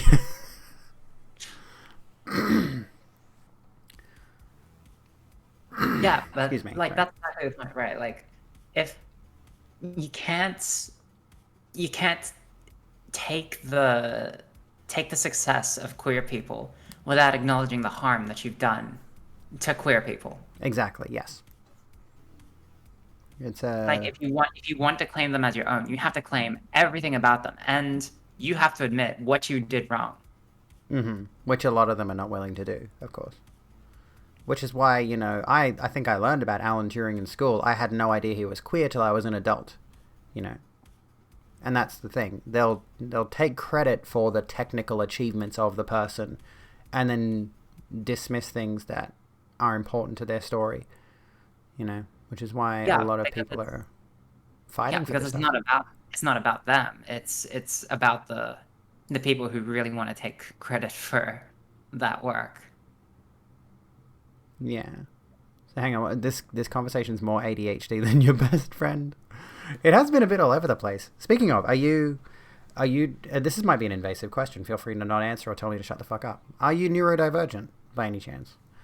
As far as I'm aware, I am not. Okay. I've never been diagnosed with anything. I've done like a few self volunteer like tests, and I'm on the higher end of some things, but as far as I can tell, I'm not anything. Okay. Because that's another thing, like with regards to historical figures. You know, it's more, I suppose you could say it's more psychologically recent in terms of all of these different analyses and diagnoses that we have these days. But, you know, I'm autistic, so a lot of the time I will look at certain historical figures, and there are analyses of their behaviors and things of that nature that lean into, did this person have autism, did they have ADHD or what have you, before it was commonly diagnosed. And I mean, it was only like, I think the last 10 or so years that they've started really regularly diagnosing women with autism or girls with autism, because it was previously considered to be like a boy thing. Yeah, and also a lot of the symptoms or signs of autism in young girls are typically different to that of young boys. Which, so, and then they would just pass them off as like, oh, that's just a personality quirk. She's just quirky. Which honestly, there was a good meme that I think I saw about this very thing, where it was like, oh, autistic boys, and they would, like, the caricature of the autistic boy was basically every negative perception of an autistic child, right? And then at the other side, autistic girl, she's waving her hands a little bit. Oh, she's quirky and cute. The autistic boy is smearing his shit on the walls and screaming unintelligibly. You know, there's a whole lot of that nonsense where they try to either glorify or demonize, depending on who the subject is. Making, like, honestly, the fetishization of mental health is so weird to me in such a big way. Girls do generally mask better. Well, that's good. Not good, not necessarily. I masked for a while. Bring up that weird statistical work that some people, I guess once again we're kind of back on our people who can't understand science bullshit, is like people who go, the autism rates are rising, and that's because we put fluoride in the water or Oh, I hate blame that. whatever, blame whatever. And it's just no, we're just way better at diagnosing it now. And we're starting to understand that this symptom might tie into that. And it's the same thing with the trans thing. Oh, there's the rising rates of trans people. Might be because trans people are represented better now. We're seeing more and more trans people being openly and proudly transgender and speaking about their trans experiences. Thus, more trans people are seeing them and coming to terms with it themselves. It's not like they act as though it's some sort of specific thing that this cabal of secret shadowy people is trying to do. It comes back to the Alex Jones thing. It's all conspiratorial garbage that makes no sense. And the funniest thing is, if trans people actually did rule the world, why would we make such a shitty world for ourselves? I know. If we rule the world, why would we make it so hard and expensive for us to get healthcare and so easy for violence to be enacted upon us? I know. There's a If tweet. we rule the world, we are very bad at it. Honestly, kind of reminds me of the whole argument against a benevolent God. It's like, oh, if God is good and God created everything, why is there so much shitty shit going on all of the time, like literally every second? Yeah, precisely, right? And like that's what really frustrates me about some conspiracy theories is like just the smallest modicum of thought about it. It's You not would even something realize you need like to the educate gaping yourself on. hole It's just is- logic. Yeah, like there's just like gaping hole once you think about it for like more than like 10 seconds. If I ruled the world, HRT would be over the counter. Oh God, yes, please. Oh, I'd love to pick up some girl pills along with some Panadol. And a Snickers. You know, it's just like you're just like at the counter and waiting like for the person to like scan your stuff through, and you just get a pack of gum and some estrogen. Yep. Yeah. At Oh wow, like ooh, Coles. this one looks good. I could go for this right now. Feel like getting a bit of estrogen. Might just pop a whole packet of it. Oh, I can't wait to get home and just pop all this in. Make a nice cocktail with all the pills stirred around in it. I'll admit, like one of the first things that I was very curious about when I started HRT was, okay, I have heard so many people complain about the taste of Spiro. How bad could it be? It turns out, yeah, it's really fucking bad. I've never tried that one. I'm on cyproterone for my T blockers and Zumanon for my estradiol at the moment. I've heard good things. I've heard good things about Cypro. I should really ask my doctor. I have to ask my doctor about a lot of things, to be honest. So should I. I always like chicken out about it. But I should probably ask him about a lot of things. But yeah, like Cypher is like one of the things that I want to get on. Just because I've heard so much stuff about Spiro.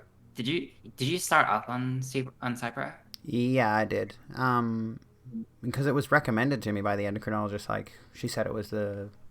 Well, I don't know if she said it was the best one, but she said it was a really good one for that specific purpose. And obviously it worked because my T levels are so low. Yeah, clearly.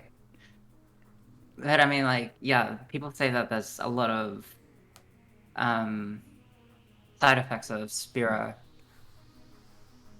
There's going to be side effects for anything that we take, realistically speaking. So, and like I said to myself, you know, when I started taking HRT, it's like, well, certain things that are associated with testosterone are not going to be worries for me health-wise anymore, and certain things about estrogen are going to be my worries now, which are kind of like, I figured it was a foregone conclusion. I'm going to deal with health issues sometime later in life. You know, I kind of feel like, oh, well, I might as well make them women-related health issues. Yeah, it's a trade-off. I remember it was like one of the funniest things, because my parents still don't like completely accept my transition. Like they know what's happening, but they just sort of like don't want to think about it. But I remember when like they don't like use like she her pronouns for me at all or my name, and I just kind of put up with it.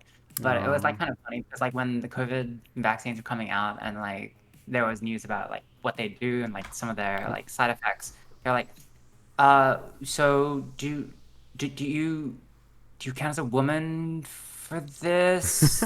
Or because like I could see like their big conflict. Like on one hand, they didn't want to acknowledge that I'm trans. On the other, they didn't want like bad health stuff to happen to me.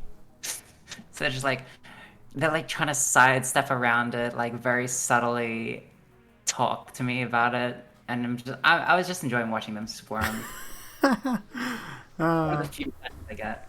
That sounds like it sounds like an experience. Sounds like an interesting experience. I had a weird coming out sort of thing where it was like I sat down with my mother at her dining table at her place, and I just asked her, "So do you have any transgender students at school?" Because she's a teacher.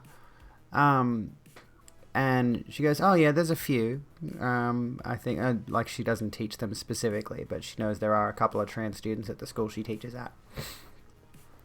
And I think I asked another question, and immediately she followed up with, "Do you think you're transgender?" I'm like, would that be a problem?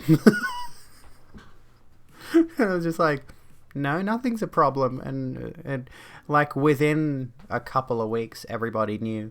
And I was out like less than a month later, completely all over social media and everything. Everybody knew, everybody was aware. I was like, well, that was easy.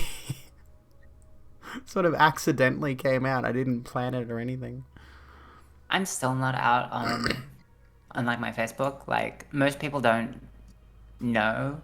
Like everybody that I talk to like on a regular, like most of the people that I talk to on a regular basis already know. But I still haven't like bothered to come out on Facebook just because I can't really bother, and I just never really found like a good time to do it. I was That's actually always gonna do it tricky, a yeah. few weeks ago to like my high school like bro group. Mm. Um, but then they like one of them had a baby, and I was like, oh, I don't want to like come out to them right after one of them had a baby. It just feels inappropriate.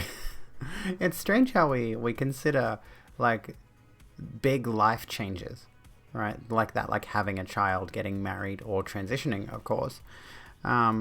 And then we look at them and it's just like, well, this person's got their own big story, and I want to kind of get my big story out, but now they've kind of stolen the spotlight, and if I bring mine into it, I'll be taking their thunder away from them. Shit, now's not a good time. Like, kind of makes things difficult. Yeah, and I feel I have to do it before. Um, I have another friend who's like getting married, and oh god, she's getting married in September. That is so close. I was Like supposed I to, feel I have to tell her before that. yeah. Oh wait, is it in September? Are we even going to be able? Are we going to be out of lockdown in September? That's what Oh, I'm that's wondering. actually a very good question. Because like I was saying to a friend of mine who invited me to their wedding, that I probably wouldn't be able to make it due to not being able to afford the cost of travel and everything else.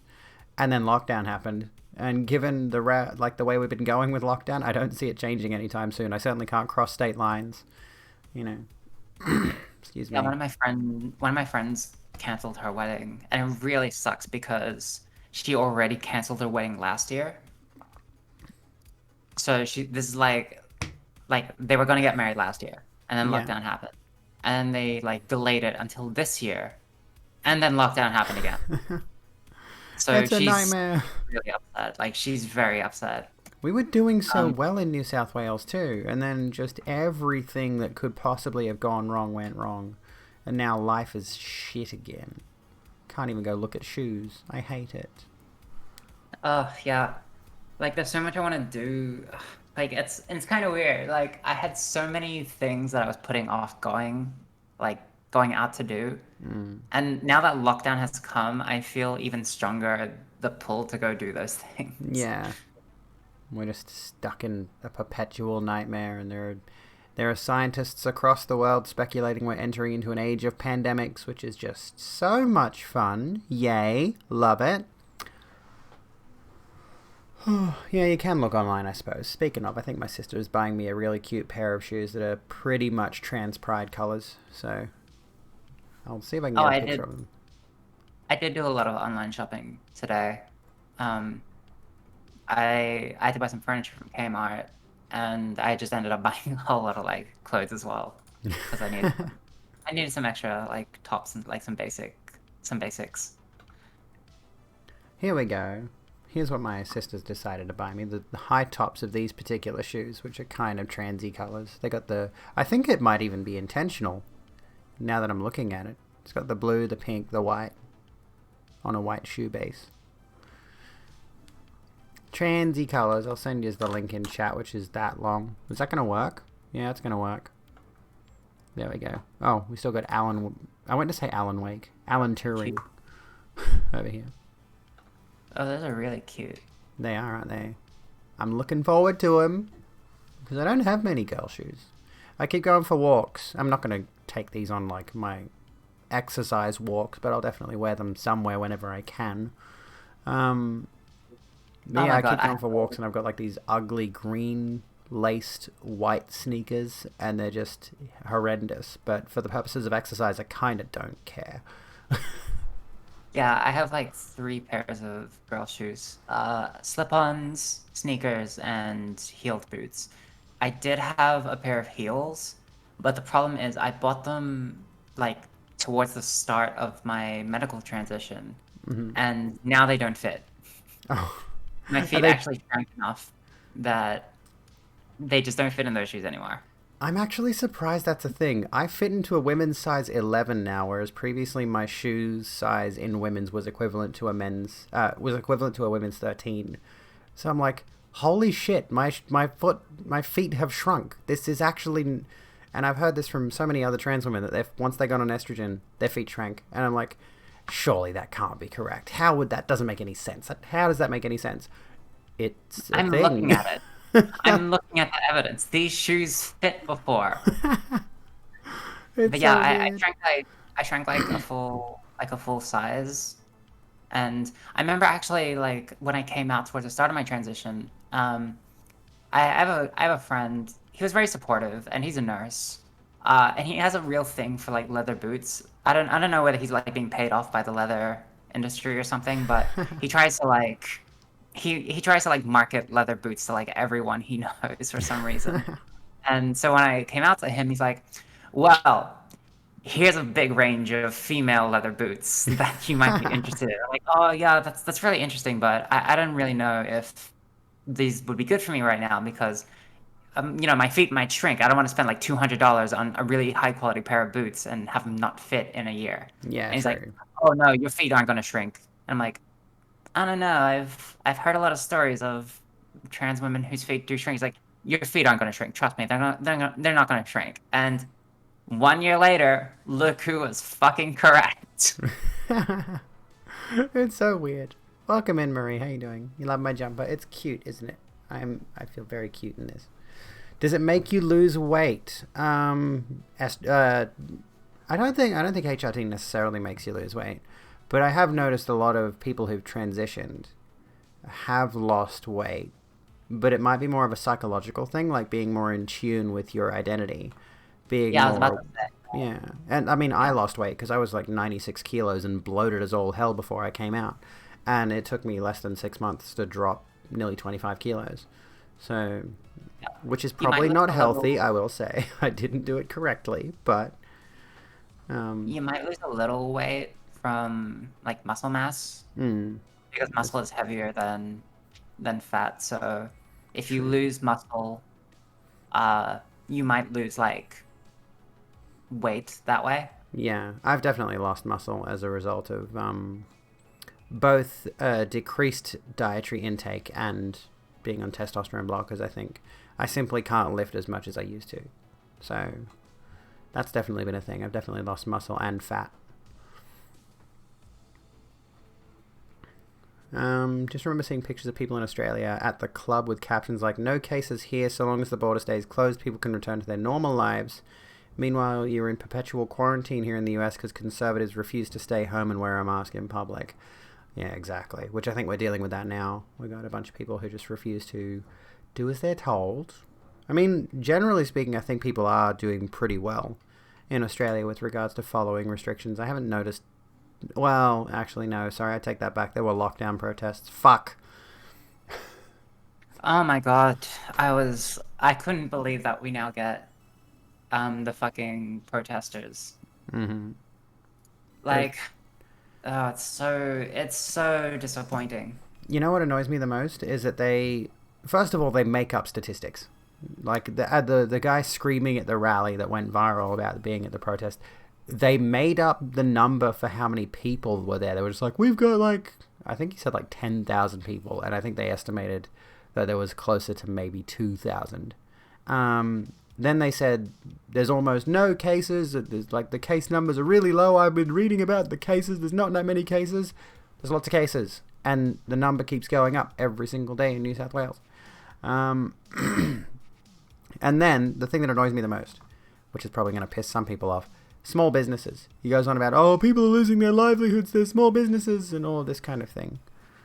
And it's like, that's kind of not the major priority right now. And of course, we can't expect the government to really cover all these people, but that's such an, there's a phrase I'm looking for, like an appeal to something. I don't know what the appeal is to, but trying to make people prioritize their business interests over pandemic deaths and cases that are keeping people locked up in the first place. Like if you, I don't know, it's hard to explain what I mean, but it was closer to 3,500 people. It was the usual suspects, QAnon, anti-vax. What's RW? Right wing NJ. What's NJ? I'm gonna say right-wing news journos. That would make sense. That's my guess. Yeah. Nut jobs. Oh, okay. Close enough. I mean, right-wing news journos, right-wing nut jobs. Probably one and the same. Scoville, you gotta get some sleep. Sounds good. Right-wing nut jobs. Okay. Yeah. I've never seen that before, but I'm gonna start using it. I keep looking at it, and I take the N out subconsciously, and I see Ray William Johnson. Like, every single time. All I'm seeing is right-wing New Jersey. That too. Corporate needs you to find the difference. They're the same. It's the same picture. Excuse me. But yeah. It's a weird left turn, but have you seen the recent kerfuffle about TERFs trying to get Terry Pratchett like posthumously on their side? Oh my god, yes, I have seen this. This is such a weird story. Because there's been evidence from fans of his work. His daughter has spoken out about it. Neil Gaiman has spoken out about it. And they've all agreed. Yeah. I'm a massive fan of Neil Gaiman. I need to read his work, and I need to read Pratchett's work, honestly. And it's so bizarre to me that the TERFs are literally responding to the people who knew Terry Pratchett personally and could say unequivocally that he would not be a TERF, he would not be agenda critical, and these people are still just bucking against the people that knew the man himself, including his actual fucking daughter. Like, how detached from reality must these people be? And the reason they're doing it, obviously, is because Terry can't come back from the dead and debunk their claims himself.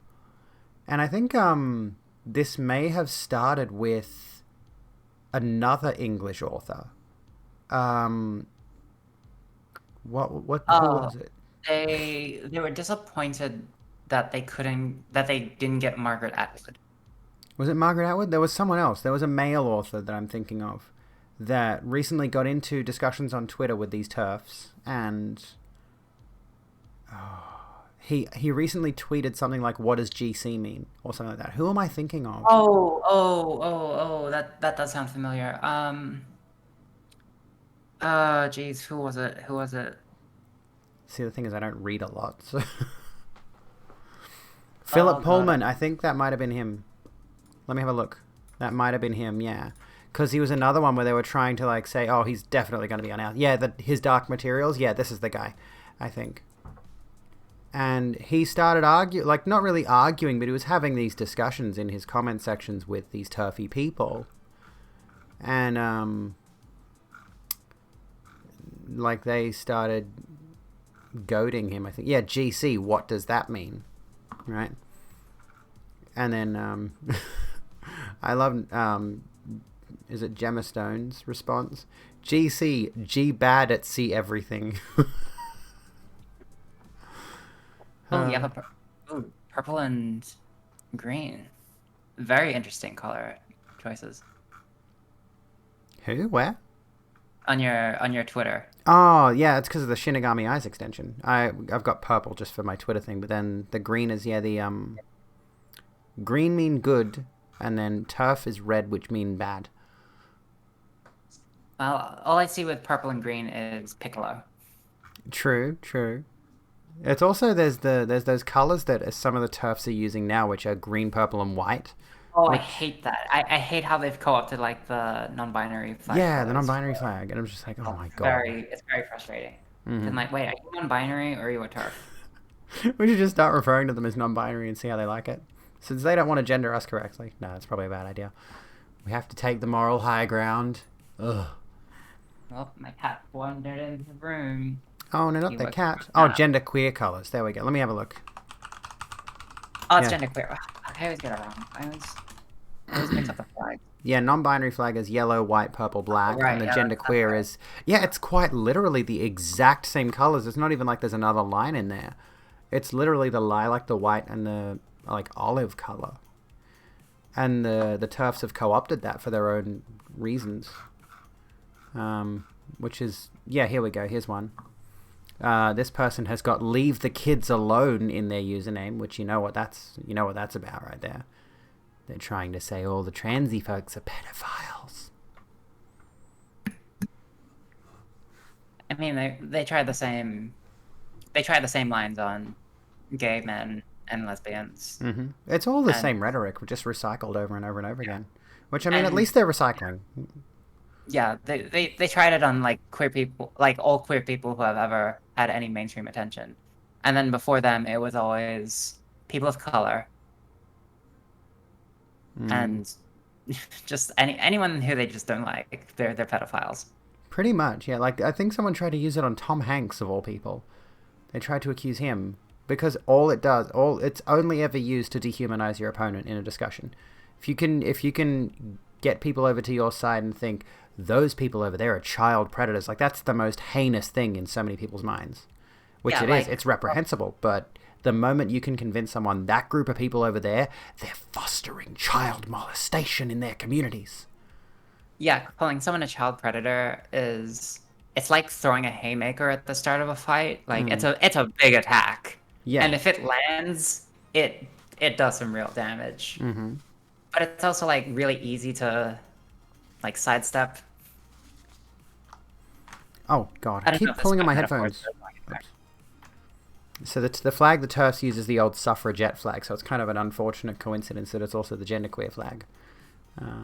Our moral high horse is exhausted but must persevere.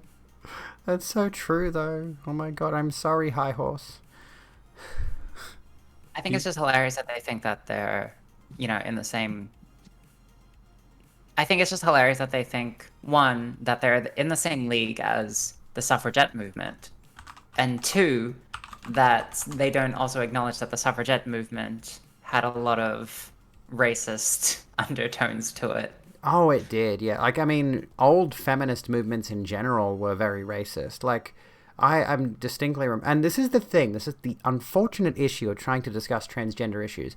If you try to bring up the intersectionality of transphobia and racism, which there is a rich history of, I mean, being transphobic as a general rule is already racist in its foundations, right?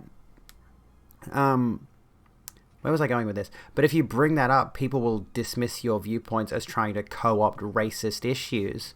And it's the same thing again. It's like they're just trying to dismiss your viewpoint by saying you don't actually have any ground to stand on because you're trying to steal other people's issues to inform your own and make yourself look better in the grand scheme of things. So it's the same... Yeah, Jesus Christ. Like, the most annoying one that I see thrown around again and again, and it's so annoying to me as a person of color, is well, if you can identify as a woman, then I should be able to identify as a different race. I know, and like someone tried to use the same thing, but with regards to species earlier against me on Twitter. They were like, "Oh, what were they saying?" They said something like, "Oh, it honestly reminds me of the Scout from Team Fortress 2's trailer, but it was something like, oh, the grass is always going to be green, the ocean's always going to be blue, but a dog cannot decide to identify as a cat." And I'm like, that's literally nowhere near the same thing at all. Like, it's not even relevant to the discussion. You know, I'm going to identify as a bull seal. And I'm like, feel free to be a furry if you want, but that's still not the same thing as being trans. Like, they think that bringing in external things to make fun of us somehow debunks transness, when the reality of the situation is that, here's that phrase again, gender is a social construct. And they have this innate tie that gender must be a biological thing. Like, obviously gender is not strictly biological. I was going to continue this thought, but my train of thought is gone. I don't know where I was going with that, but I think... Yeah, and at the same time, I'm like, well, okay, if you really want to identify as a bull seal, I won't give a fuck. Mhm. It literally does not affect me in any way. Precisely. Oh, God, Draco, yeah, okay. Have you seen this women won't weeshed thing? Oh, yeah, I have. We had to... Like, this is the problem with this movement, is, like, I think the phrase is, like, Scottish or something like that, because there are turfy movements, particularly in Scotland. And I think weeshed is a slang term for, like, shut up. Women won't be silent. And it's like, I see it all the time all over Twitter and in other spaces where turfs are prevalent. And I'm like... I'll fully admit it. Whenever I see weeshed, I think I associate it with the word queef. Every time I see it, and I know it doesn't mean that, but... That just makes it even more hilarious. It's that thing where, just your mind just associates two words that kind of sound similar. It's so ridiculous. It's such a weird word. Women won't queef. I think but it is rewarding that there's there's a big like backlash to that movement. Yeah, it's good. It's fun. And like honestly, you could look at so many of the things that TERFs and GCs say all the time and just mock them, because everything they say and do is so stupid. It's so silly, like primary school level nonsense that you kind of feel bad for them, because they're like little edgy fourth graders who think they know everything about the world. And you don't want to talk down to them, because you know they're only 10 years old and they just think they're little know-it-alls. But at the same time, you can't help but chuckle to yourself in the kitchen with your girlfriends afterwards, just like, can you believe the things that little shit was saying? Oh my fucking God. This seems like a very specific experience to a parent. I have been around other parenting groups and I don't feel that I, as a non-parent who has been around a lot of kids, can fully appreciate this analogy. You gotta raise kids right, and unfortunately TERFs were kids that were not raised correctly. Yeah, unfortunately I have not had the joy of being in a kitchen with a whole bunch of other mothers complaining about someone's kids.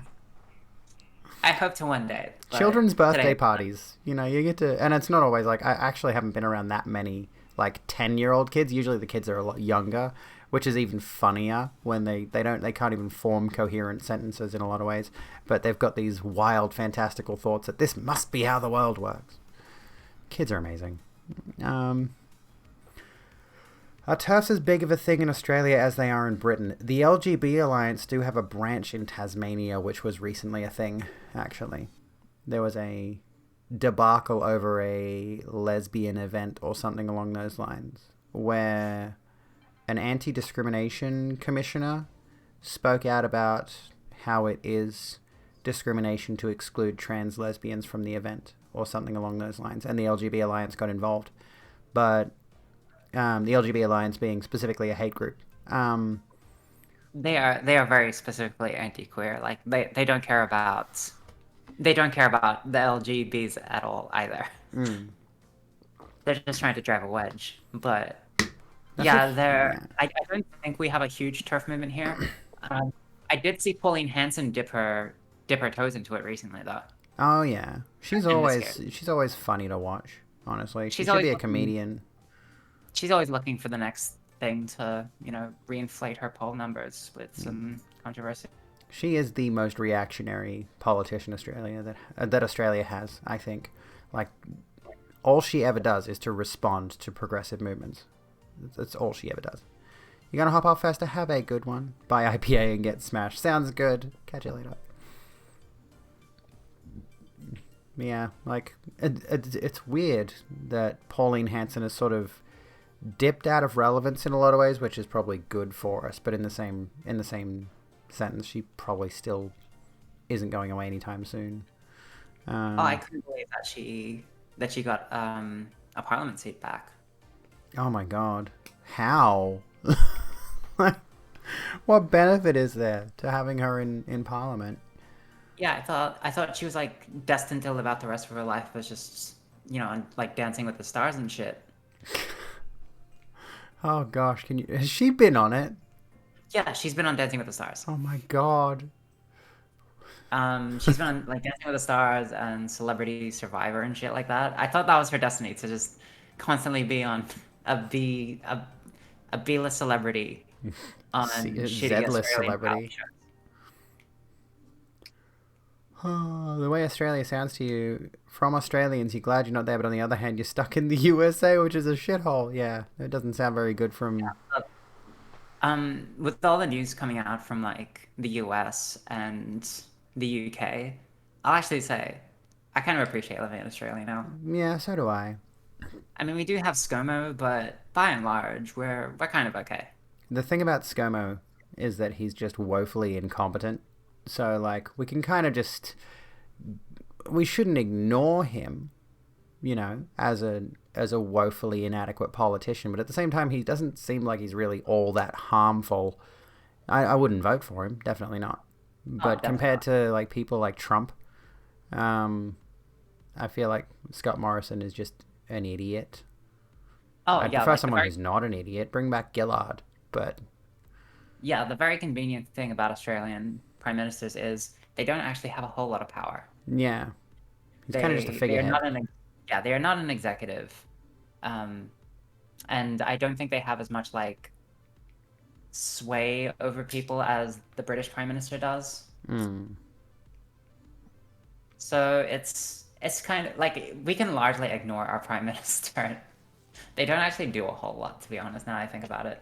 Yeah, true. It's really just like party politics. Pretty much. I do still find it funny that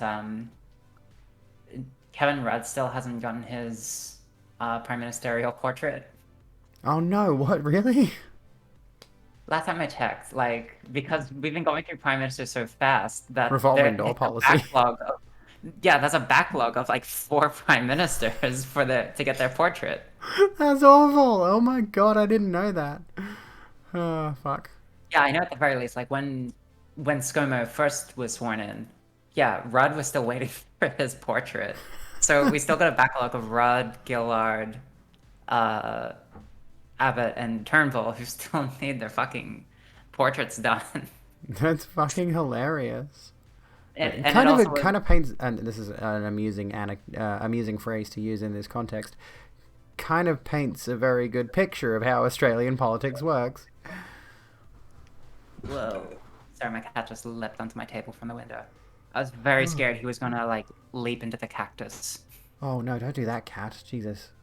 As shitty as Australia is, a lot of cool people live there and you're sad you can't visit them. Well, true. And agreed, Helly, Britain has its issues, but you're glad you live there and not somewhere like Poland or Hungary. I mean, true. They seem like they're in a really bad state for queer rights. Oh my god, Hungary. It's like terrifying, like hearing that news. I wouldn't want to be there. They really swung hard. It's honestly worrying, like when you hear about pride protests in those places and you think it's very possible that there would be violent anti-protesters at what's just supposed to be a pride march. Just a bunch of people walking down the street with rainbow flags and it is very, very likely that some riled up reactionaries would get together and go and assault, possibly kill a bunch of queer people openly in the streets and probably be rewarded for it. God, that reminds me of like, you probably already talked about this before, but like the Wii Spot incident. Oh yeah, we've talked about that at length, but by all means, give us your take. I am intrigued.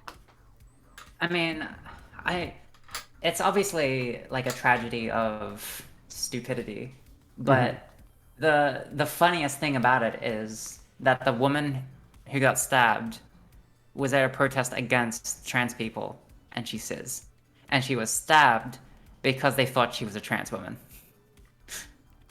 Is that like? Just about like. It's just like the biggest self-own I've ever heard. I know, it's kind of ridiculous. Not only does it disprove the we can always tell, but it's just so telling about the alt-right on how easily they're gonna turn on each other and be suspicious of each other because they're just so incompetent. It's ridiculous. And honestly, that just speaks to the sheer violent nature of these people. They just want to hurt someone. That's all they want to do. Then they really don't care who it is. And what amuses me in a similar vein was recently having this discussion about, trans criminals. Because obviously there are trans people who do commit crimes and do go to jail and all this kind of stuff. And specifically talking about like trans predators in this specific Twitter thread and how, yes, there are trans predators out there, but whenever that discussion is being had, they'll use the same 2 or 3 examples of trans predators from years and years ago that are irrelevant now, and they can't seem to maintain these statistics that they keep bollocking on about. They think that trans are such a threat to women and children, generally speaking.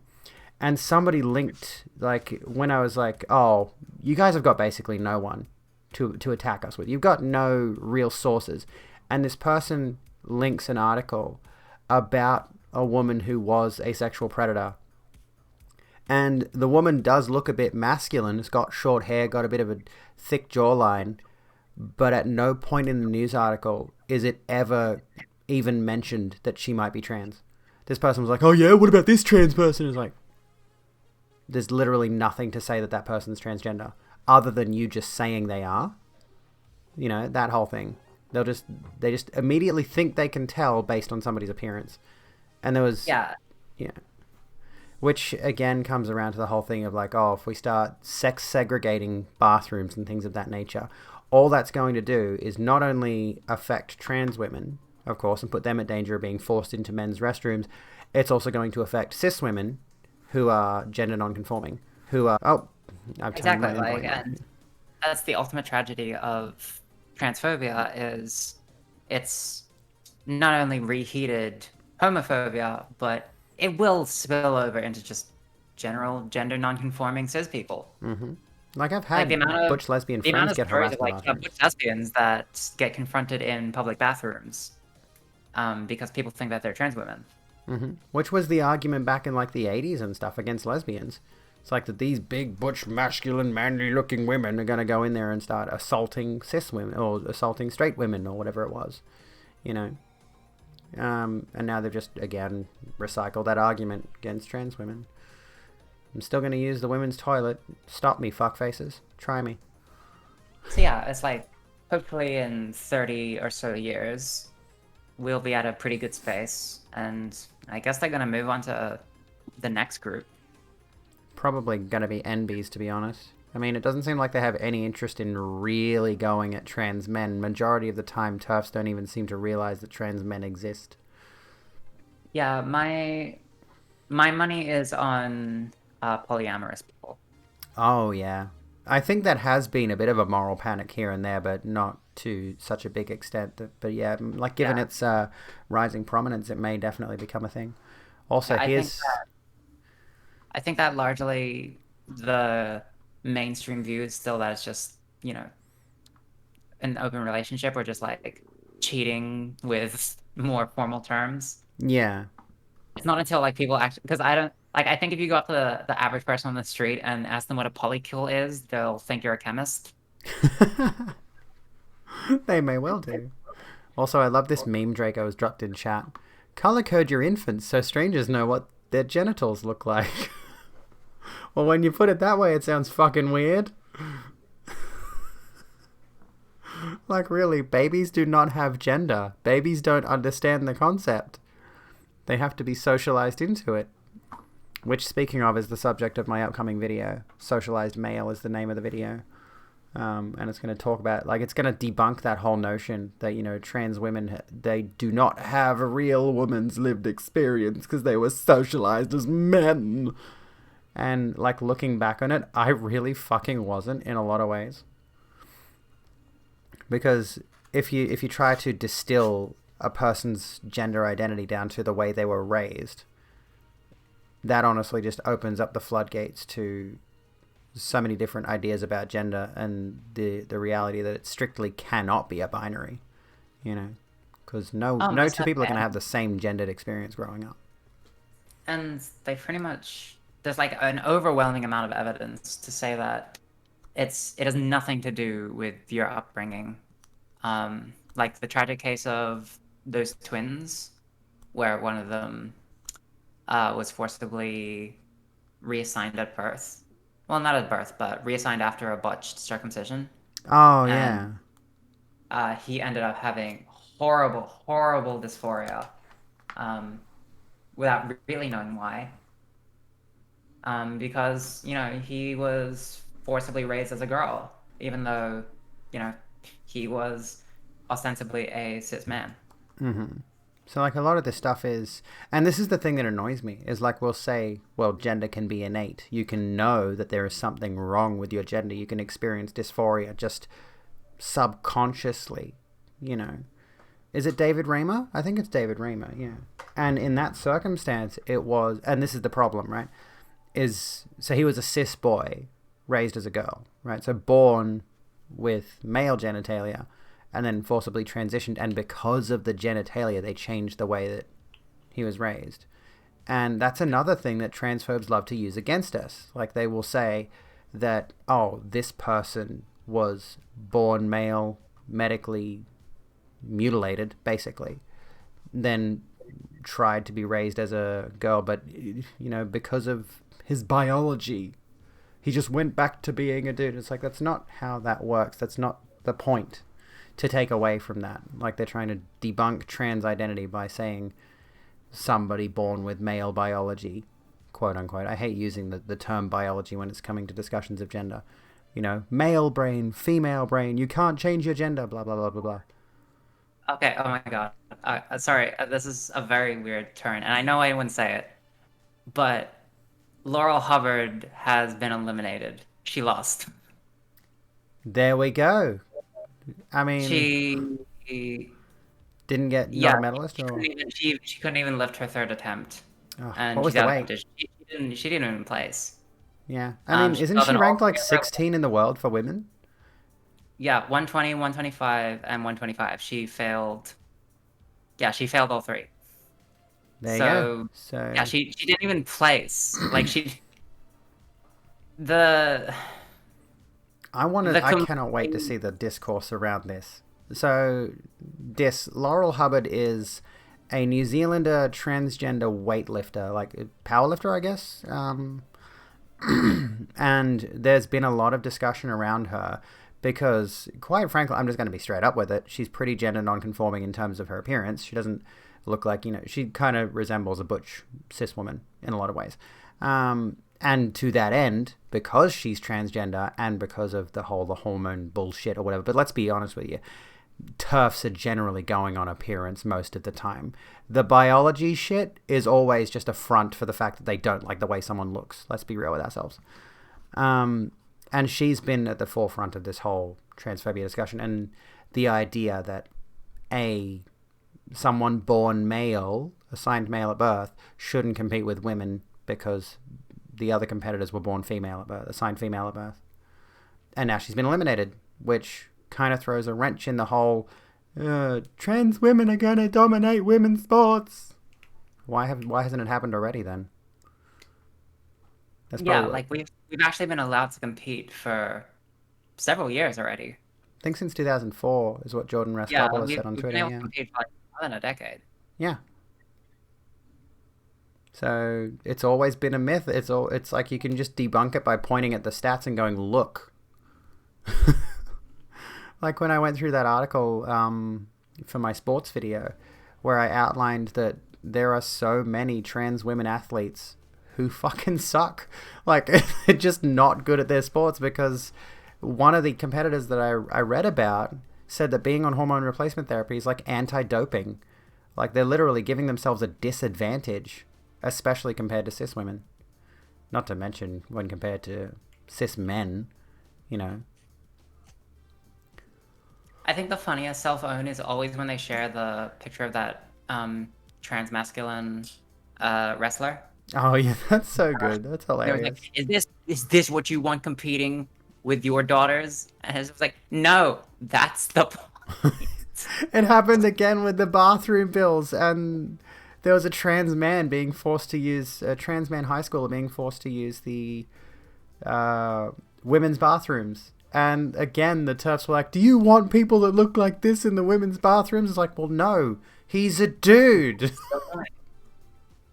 This is not the point you folks think you're making. It is always so hilarious when they forget that trans men exist. Oh, it's great. It's fucking amazing. Honestly, the only TERF I've heard of that even knows trans men exist is Abigail Shrier, and I hate that she shares a name with me. Because, yeah, she's the one that wrote the book about how the transes are stealing our little girls and mutilating them. I actually kind of want to completely pirate, I'm no way giving that bitch money, the book so I can read through it. But if you are interested at all, Ty Turner and I think Jamie Dodger have both given little synopses of the book if you want to go watch their videos on their channels. Which I'm finding I really like. I used to really dislike watching male YouTubers for a while after I transitioned. I only watched girls, and a lot of them trans girls.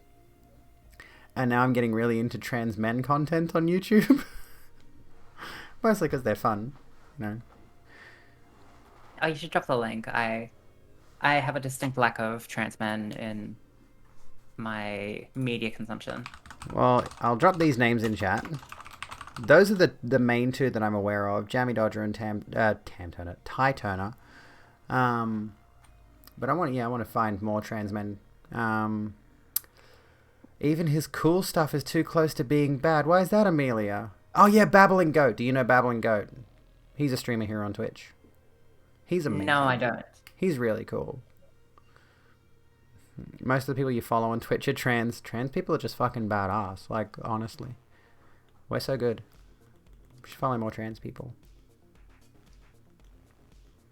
And, like, that's honestly one of the few times in terms of anything in my online existence, because I'm one of those tragically perpetually online people. But honestly, integrating into the trans community on a broad social media scale has been so good for my mental health. I finally found a place where I'm just like, people just accept me and get me. It's like, fuck yeah, dude. Yeah, finding trans Twitter was like one of the best things ever. It's been really good. The thing able to like hang out with people that have a shared experience. You know, it's sort of like finding other Asian people at an event or anything. In a lot of ways, like, well, I mean, this is kind of similar, but not really. But like when I started streaming, you know, I found a lot of Americans. Obviously, found a lot of American cis-het white men, because that's the predominant streamer culture here on Twitch. But, you know, I started looking for Aussies, and I found a bunch of Aussie streamers. And all of a sudden I'm like, oh, I'm sort of in my element a little bit. But I found a bunch of really cool Australian people just by searching for streams that had Oz in the tag, in the title. It was like, oh, I'm finding a bit of community that I can actually relate to. And in some ways, you know, transness is the same kind of deal. Except it's a lot more personal, because, you know, being Australian could be anything. Whereas it seems like a lot of trans folks have got a much deeper shared experience. It always just makes me think of that, you know, that meme of like Socrates and Aristotle talking. Oh yeah. It's like talking about gender with trans people, and then talking gender with cis people, and it's like an adult with a toddler. True, true. I mean, I think I've got a couple of cis friends who... I think I've got a couple of cis friends, end the sentence there, not sure. But I've got a couple of cis friends who get it. But I think there are definitely a few other cis friends and relatives who don't get it. And I don't know how I would have the gender conversation with them. Like one of my best friends, Jacinta, she really gets it in a lot of ways. She understands. But then like my sister, I think she kind of just gets that I'm a girl now. She totally gets the name and pronouns thing off the bat.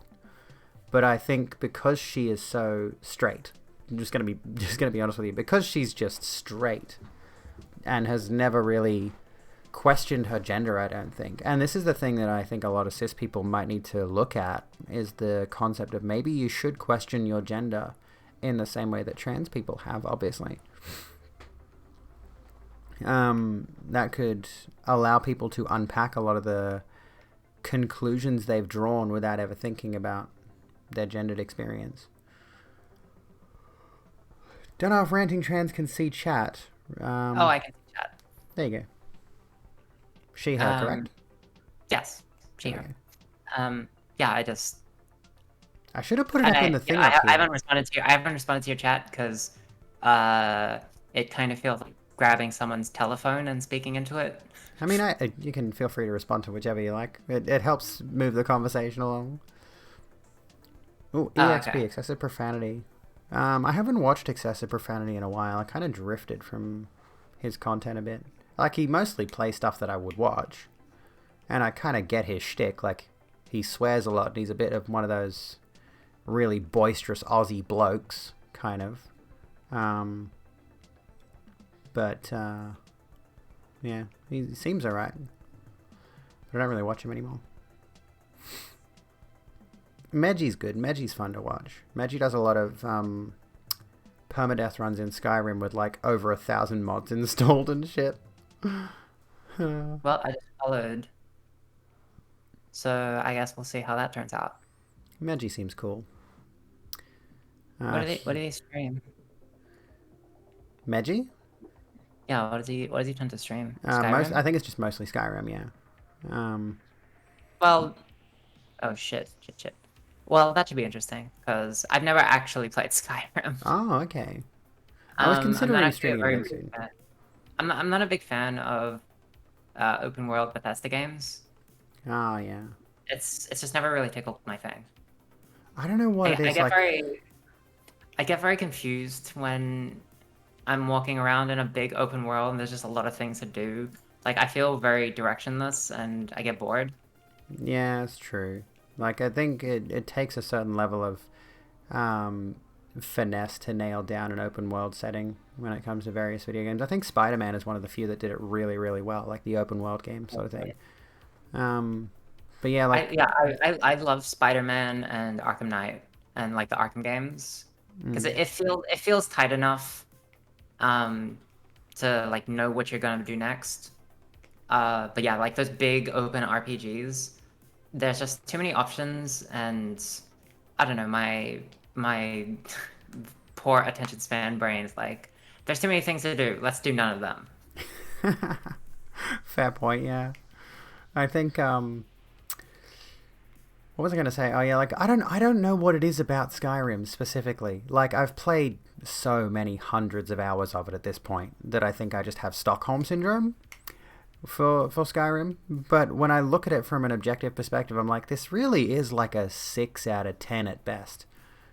But because it's such a groundbreaking game in terms of its popularity, like obviously people are still playing it today and modding the hell out of it. New people are coming to Skyrim, you know, because it was just such a explosive game in terms of, but then, yeah, in terms of popularity at least.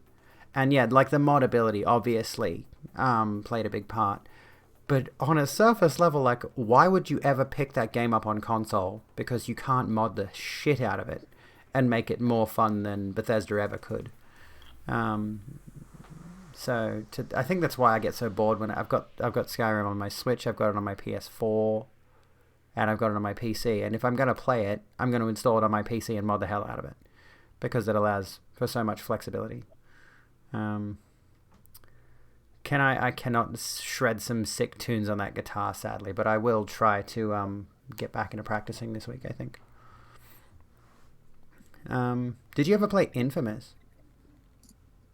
No, I didn't have a PS3 until like towards the end of that gen, so I didn't actually play a lot of those those earlier PlayStation 3 titles.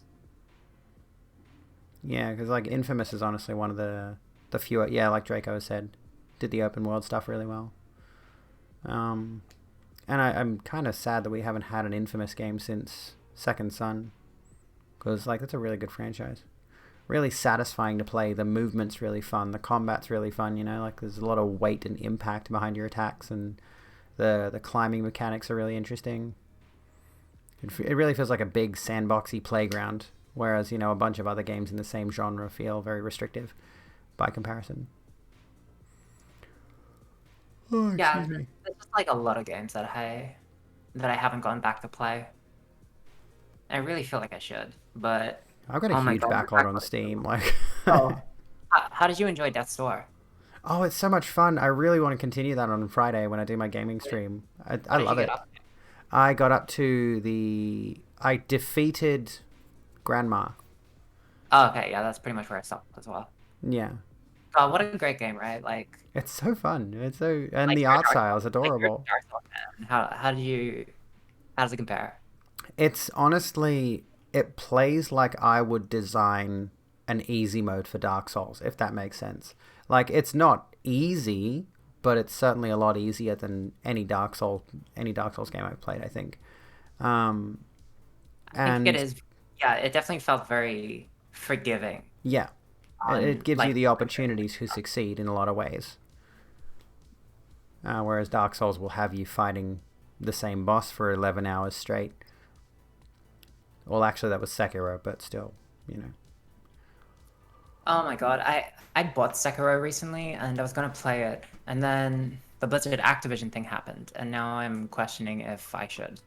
Well, I mean, to be fair, Activision only published it and they didn't really have any hand in the development of the game, so there's a little bit of ethical leeway there, even though we know the entire games industry is really toxic at its foundation. But That I is think true. you could justify playing it. It's a good game. Like, don't get me wrong, I think somebody made a post on one of the From Software subreddits that I follow that talked about how Sekiro is honestly the most refined From Software combat system in any of their games. And that's honestly really true.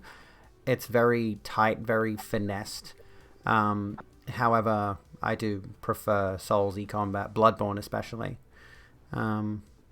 But yeah, you can probably reasonably overlook the Activision thing, and From Software distanced themselves from Activision after releasing that for probably obvious reasons. The indie dev community is generally... I really need to just go back and play like all the From Software games. Go Like back, go all the way back to did- King's Field and then go through Armored Oh my Core and God. stuff as well. Well, I'll try and start with the Demon Souls remaster. Oh, I wish I could play that. I really want to get a PS5. Yeah, me too. Oh. I have a friend who recently got a PS5, like after so long wait. Like I remember him like he like had this site open on an auto refresh for every 10 minutes Mm-hmm. that would tell him like when a PS5 was available. Because he was so desperate for one, and he finally got it, and he just like stayed up all night playing Ratchet and Clank. That sounds good. I mean, I've Yeah, got over $1,000 in my PayPal thanks to people wanting to pay for my tits, so I could probably buy a PS5, but I'm not gonna. The tits are more important. Tits are pretty important. They are. They're very important. We should all stand I'm- tits. I'm really conflicted on if I ever want a BA. It's kind of weird that I jumped to the conclusion of wanting to get breast implants first, than before anything else. And now like, this is going to sound weird, and this is the problem, is like, if you open up about this kind of stuff, then, like, let's just say there's a transphobe sitting in chat waiting to clip something that sounds a little bit AGP, but that's not really it. The reason I want to get the BA is because the women in my family are particularly blessed, and I feel a little bit out of place. So my dysphoria is specifically related to the idea that were I born cis, I'd probably have been just as genetically blessed in the top area as they have been, to the point where my auntie actually had to get a reduction done. So that's kind of a weird story.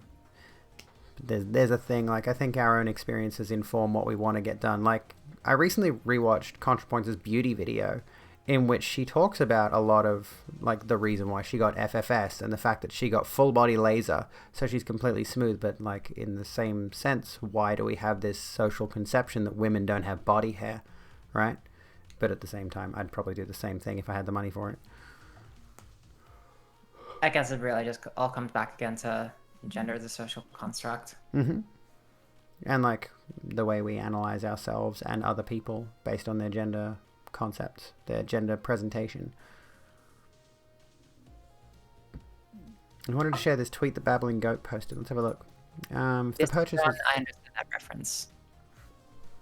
Today I was told not write in my post about playing a game about a trans person that I was transgender, to just focus on my skills and be entertaining. He's playing Tell Me Why. Don't Nod games don't require skill. But here's if you saw Draco's post in chat, made it very fucking clear that I will not stop. Representation is incredibly important and I will never hide who I am. I gotta go back to playing that game, actually. I gotta finish Tell Me Why, because what I played of it was really nice. Really good game. But honestly, like, whenever I've brought up the fact that I'm trans in a social media post, generally on Facebook, right, about, my stream. Obviously, I stream about being trans. I talk about this stuff. I think it's important to discuss these things. I have had numerous people tell me not to focus so heavily on the fact that I'm transgender. And I'm like, I'm cultivating a space for queer people. What the fuck do you expect of me? And the point that Babbling Goat made there in the tweet about focusing on the skill, like, especially in a story-driven game that's specifically, like, honestly what I played of Tell Me Why and, like, things like Heavy Rain and all that, they're not skill-based games. They're games trying to tell a story to you. So a lot of people have this preconception around streaming that it should be strictly about showing off your skilled gameplay. And a lot of people, I swear so many people must think that Twitch is nothing but Warzone streams. It's bizarre. Yeah, I think when it comes to, like, skill level and stuff for streaming, it's really only for, like, competitive games, like, Dota, LoL, Overwatch, because it's a little hard to watch someone who's not good at a game that just keeps dying or something. But if you're just gonna play, like, a Let's Play or being a variety streamer, then who really gives a shit? Exactly. By the way, Jesus Walks, there you go. Enjoy your 60 seconds in the timeout corner. Because you wanted it. Like, you asked for it, so... That's such a weird redeem. I don't know why I made that a thing. But yeah, like, there's very specifically a crowd on Twitch that wants to watch games that are high skill gameplay, right? And there's very specifically crowds on Twitch that want to watch social discourse and political discourse. There are very specifically crowds on Twitch that only want to watch a streamer who's playing, like, say, Soulsies types of games. There's very specifically crowds on Twitch that only want to watch first-person shooters, and so on and so on and so on and so on. There are people on Twitch who only want to watch a certain genre, a certain type of thing. People who only want to watch cooking or music or whatever. So whenever I see people in streamer social media distilling Twitch down to just skilled gameplay, I'm so thrown because it makes no sense. Yeah, like, just today, Trainwreck's TV was playing. He did nothing but play slots. Yeah, that's all he does lately, and it's honestly kind of worrying. But anyway, yeah, go on.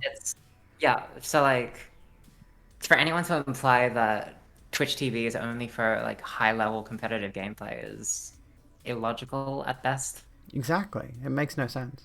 By the way, Mona, hello, how you doing? You are also correct, and the fact that he's playing so much slots on Twitch is kind of worrying. He's sponsored to do it. I didn't even know that's allowed. That's sponsored? Yeah, he's sponsored. They give him they're playing with cryptocurrency, and the company keeps giving him more. Like, they keep refilling his wallet in the game. And I think, yeah, so Ethan, do you mean H3H3 Commie? Because if Ethan's covered it, I'll watch that video on stream at some point so we can get... But we also covered it here, the fact that there is a bit of an entrenched and really awful gambling problem on the platform, where there are tens of thousands of people watching people like Trainwrecks doing these gambling streams, and they're getting their wallets refilled, and they're not actually losing anything, and they're technically doing it illegally. They're not supposed to be doing that in the US, I think. Fox Yeah, I was flags. wondering about the legality of that, because I could have sworn Twitch has like a rule against it. They do. As far as I think gambling is technically legal as long as it's legal in the area in which you live. Here's a bit of yo-yo, folks. I hope you like it. And given that, yeah, he's in the US and he was trying to move to Canada, there were some leaked DMs between him and XQC, if I recall correctly, suggesting like Canada needs to be a thing, because apparently they could move to Canada and the streams wouldn't be at risk. But of course, it's not so much the legality that worries me, it's the ethics of it. Like, they are streaming to thousands of people. They're getting on the front page. They're getting recommended to lots and lots of people on this platform, doing something that's explicitly harmful to lots of people. Yeah, there is undoubtedly a lot of kids that are just going to click through that 18 plus mature age filter, and yeah, they're going to see a lot of gambling. Exactly. And you're Australian, so you know better than most people out there. Like, slots are very addictive. Oh yeah, I've gotten stuck on them before. Like, I've made a habit of not going into the slot area in the club and stuff, because I do get stuck onto them. Yeah, exactly. Because we have like one of the highest gambling addiction rates in the world, specifically because we also have the highest concentration of poker machines anywhere in the world. Yeah. Even higher than Vegas. Didn't CSGO streamers get banned for streaming it because they owned it? Yeah, they owned, like, there was CSGO Lotto a few years ago, and I think there was another one, and there were these streamers who were streaming the exact same thing that Trainwrecks is kind of doing, right? They were doing, like, opening boxes or whatever in the game, and it was effectively the same kind of thing as, like, a slot machine kind of dealio, where they were getting all these cool rewards and all this kind of stuff,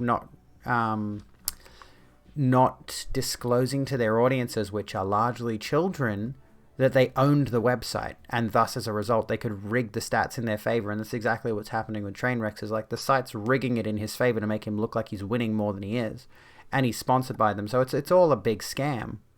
And I feel the same way about sponsored streamers playing stuff like Genshin Impact, where that's got a loot boxy mechanic as well.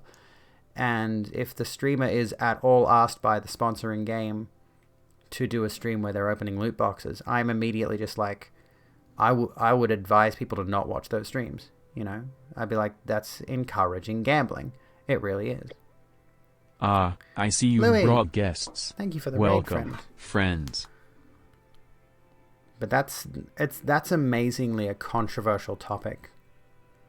It was when you talk about games with gambling mechanics in them. That's honestly astounding to me. Yeah, there's like a lot of European countries that have banned loot boxes. Which is good. They should. Oh, excuse me. I dropped so much money on Dota loot boxes back in the day. I did it with Overwatch, yeah. It was kind of ridiculous. There was a Halloween event where I dropped, I think, $50 on loot boxes in Overwatch, and I got a bunch of cool skins, but I don't play Overwatch anymore. I don't even put the disc in my PS4 anymore, and it's been years since I have. So it's kind of a stupid waste of money. I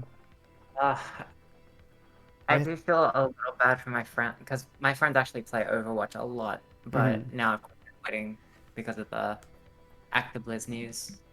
And they've actually spent quite a lot of money on Overwatch. Like, they're one of those people who will spend a lot of money on loot boxes to get a specific skin. Oh, yeah. And they have to start from scratch with some other game. Yeah, that kind of is the whole problem, isn't it? By the way, Louis, you haven't disrupted the convo. You're all good. Just welcome. Me and RantingTrans are having a chat. We haven't really had any specific discussion topic in mind tonight. We're just sort of going through whatever. We've really been all over the place. It's been fun though. It's been good. I like this kind of thing. Real stream of consciousness thing. Mm-hmm. Used to play Overwatch heaps, so now you're looking for alternatives. And that's the thing, really. This is the thing that annoys me the most about the people who are so dismissive of the Activision Blizzard situation. They're just like, oh, I just enjoy playing the game. Let me just play the game. It's like there are good alternatives to Overwatch out there. You could pick another game that is not made by a company so rife with such horrendous shit, you know? But there are some people who are just so stuck in it, and like you said, some of them have spent a lot of money on the game over the years. So it's kind of that sunk cost fallacy thing. They feel as though they can't really leave the game because in order to do so, they'd be leaving behind who knows how many thousands of dollars they may have spent on it. Like I spent thousands of bucks on World of Warcraft over the years before I finally quit. I bought like mounts and pets and obviously subscription costs and all of that kind of thing. Only to eventually one day just stop playing it. And to a lot of people, yeah, they'll get stuck into this habit of playing that thing and not want to detach from it because they're, well, psychologically and economically attached to it. Yeah, same thing for me with Hearthstone. I played a lot of Hearthstone back in the day. I think, yeah. I did quit it eventually. I quit it years ago though. It was not because of Oh, excuse me. this make me very angry. If an alien showed up and we tasked them with identifying all the money, I can't see why they wouldn't include things like casino chips, loot boxes, etc. with all the other denominations of currency. Yeah, that's a fair point. That's a good way to look at it. You know, it's honestly such a simple thing, but a lot of people have this mental ability to detach the two, you know. And no, I'm probably not going to play the Dead Space remaster because I don't want to give EA my money. So we're clear. And I've already played through Dead Space once, and the game holds up really well for the current era, so I don't know why the hell they think it needs a remaster. It legitimately does not need a remaster. It's a stupid idea. I think the remasters trend has gotten out of hand a little bit.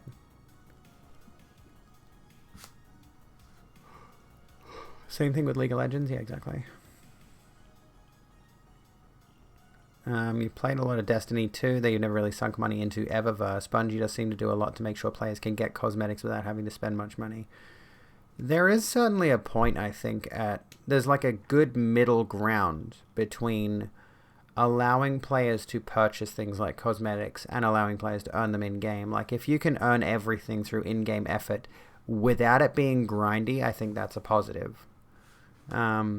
And just having players have the option to skip going through whatever process it is by paying. Like, if there's a really cool skin that you can get after playing, like, I'm trying to think of a good comparison here. Like, let's just say you play through a 60-hour story of a game and you unlock a cool skin at the end of it, but you want to get it now and you can pay $2, that'd be fine. But that's not how it works. That's never how it works. Are you still there? Have I bored you? No, like I'm fully paying attention to this discussion of microtransactions. Is the thing I've never actually, I don't think I've played like a single player game with heavy microtransactions. Ubisoft. And it's because I've largely stayed away from like Ubisoft and EA games. That was the only example I could think of where it would be a good, like, honestly, a good microtransaction. And I'm like, it's still not good, but it's better than everything else we've been taught to think is okay. Yeah, thankfully, I've always been a pretty big, like, Nintendo fangirl. So, and Nintendo largely has stayed away from a whole lot of microtransactions in their games. True, like, I have noticed that. Their worst offender would probably just be, like, amiibos. Oh, yeah, true. I suppose that is a bit of a thing. Even like amiibos are pretty good because at the very least you get like a figurine out of it. Yeah, I mean, I can see that. If I'm going to buy a figurine anyway and it has just the attached, like I've got a Solaire amiibo for Dark Souls, and all that really gives you in the game, which I can't find a physical copy of anywhere, by the way. All that really gives you is the Praise the Sun emote in the game, and you can unlock that fairly easily anyway. So it's not even a big deal, but at the same time, I get a cool little Solaire statue. So, you know, I think, yeah, there's going to be a lot of Nintendo fans who are like, "Ooh, cool, I get to pick up this little Link. I get to pick this little Mario or whatever, and it can also interact with Smash Bros or something. I don't know. So yeah, I've largely stayed away from microtransactions. It hasn't really affected me all that much outside of like, the usual like big multiplayer online offenders like Overwatch and stuff like that. And that's really the problem, right? Is that a lot of those games are so ridiculously popular, but we can kind of ethically remove ourselves from the discussion in terms of people who are either victims of it. I mean, we have been, of course, we've mentioned that, because we've moved on to other games that do not nickel and dime us so much. And yet you can resell an amiibo, so it doesn't count. Exactly. If you want to get rid of it, you can sell it on to somebody else who wants it. Oh, excuse me. As a TF2 player who just spent a fuckload of money on keys, I did not need this. Sorry. People still spend money on TF2. Apparently, yeah. And as far as I know, Team Fortress 2 is not very moderated at all, so I've heard stories from TF2 players where there are servers that are just rampant with slurs all the time, and you can report an account and nothing's going to happen. Yeah, I haven't played TF2 in years, but I have heard that TF2 has reached like 4chan levels of toxicity, Oh, yeah. which surprises me because yeah, it wasn't that bad when I played it back in the mid 2010s. But yeah, apparently now it's just like it's toxic, which doesn't surprise me because I fully expect Valve hasn't paid attention to TF2 in like years. Yeah.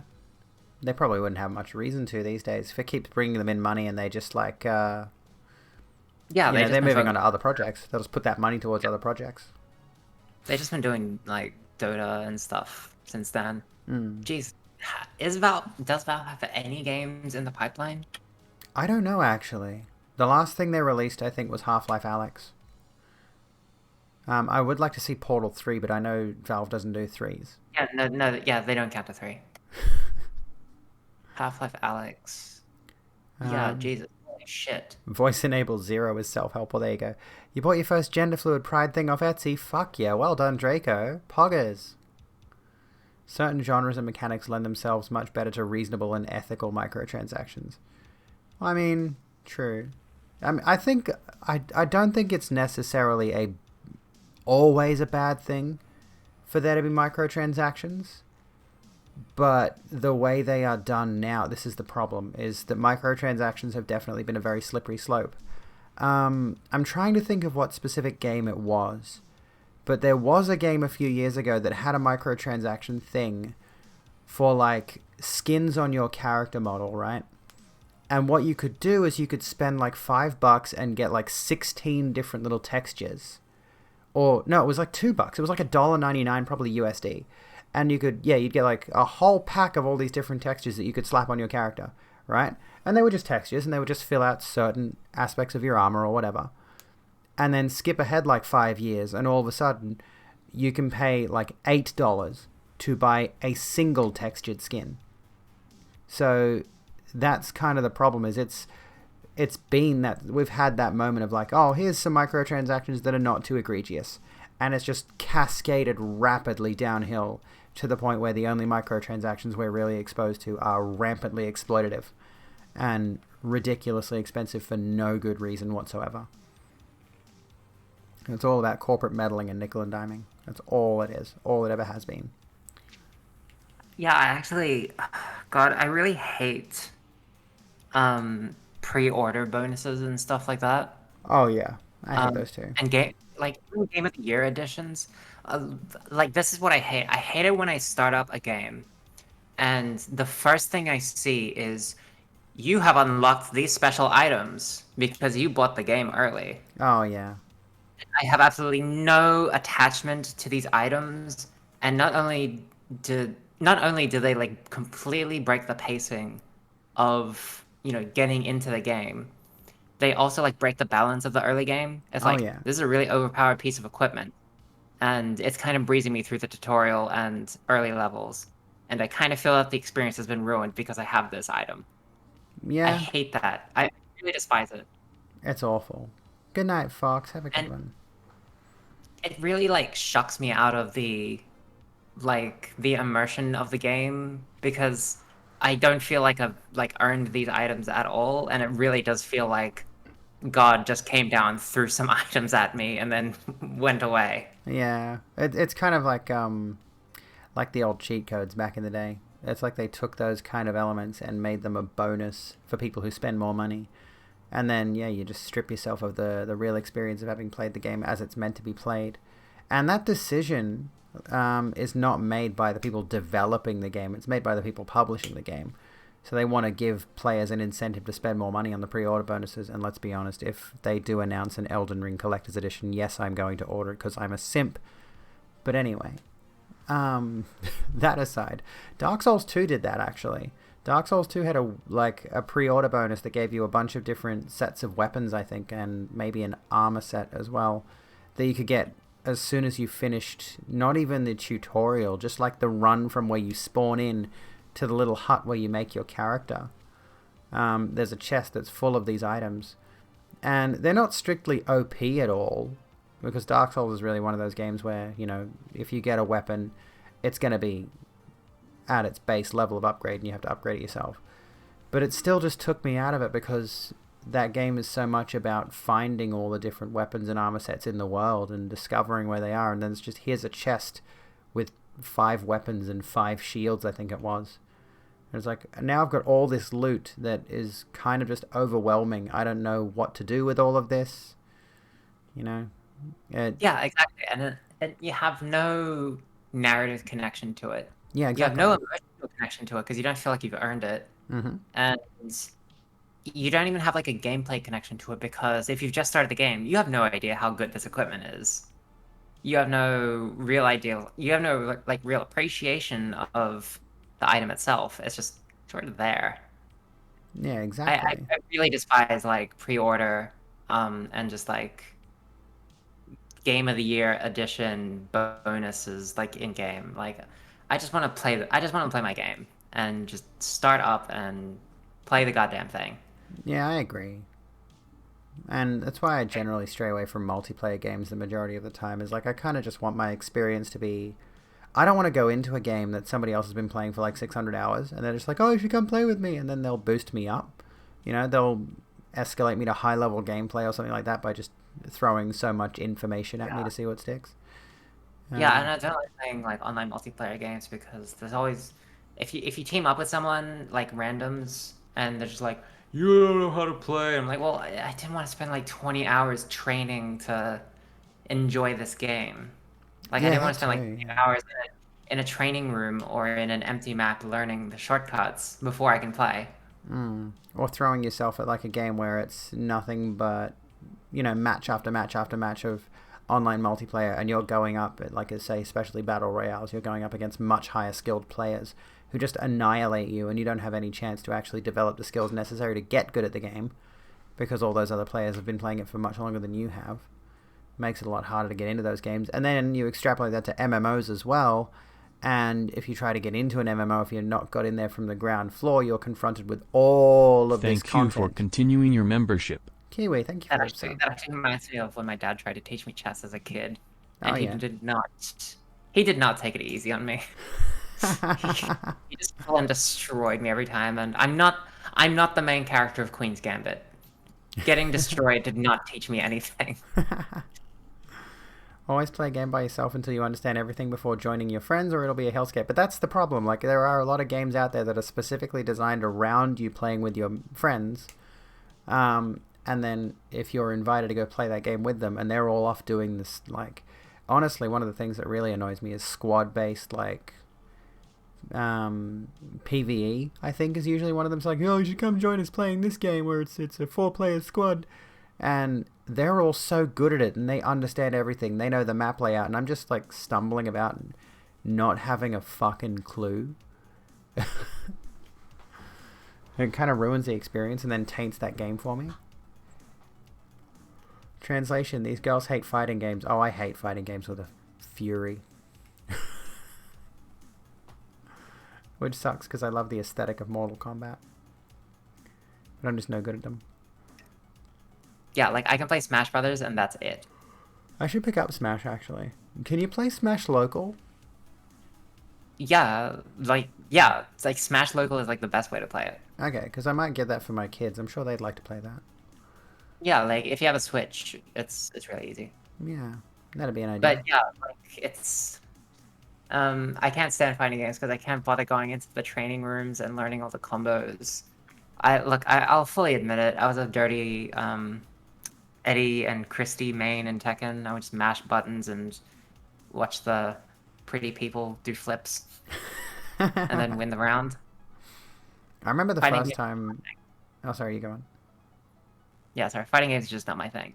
Yeah, I've never understood them, and I think the genre itself is not gate kept, but it's just really hard to get into fighting games unless you like start as a kid or something. I don't know, like playing an instrument. It feels like playing an instrument getting into fighting games. Like you need to have been raised into that community to understand any of it. And I remember the first time I bought Mortal Kombat 10 or Mortal Kombat X, I should say. And I played a good chunk of it offline. I did all the main story because I like the story of those games.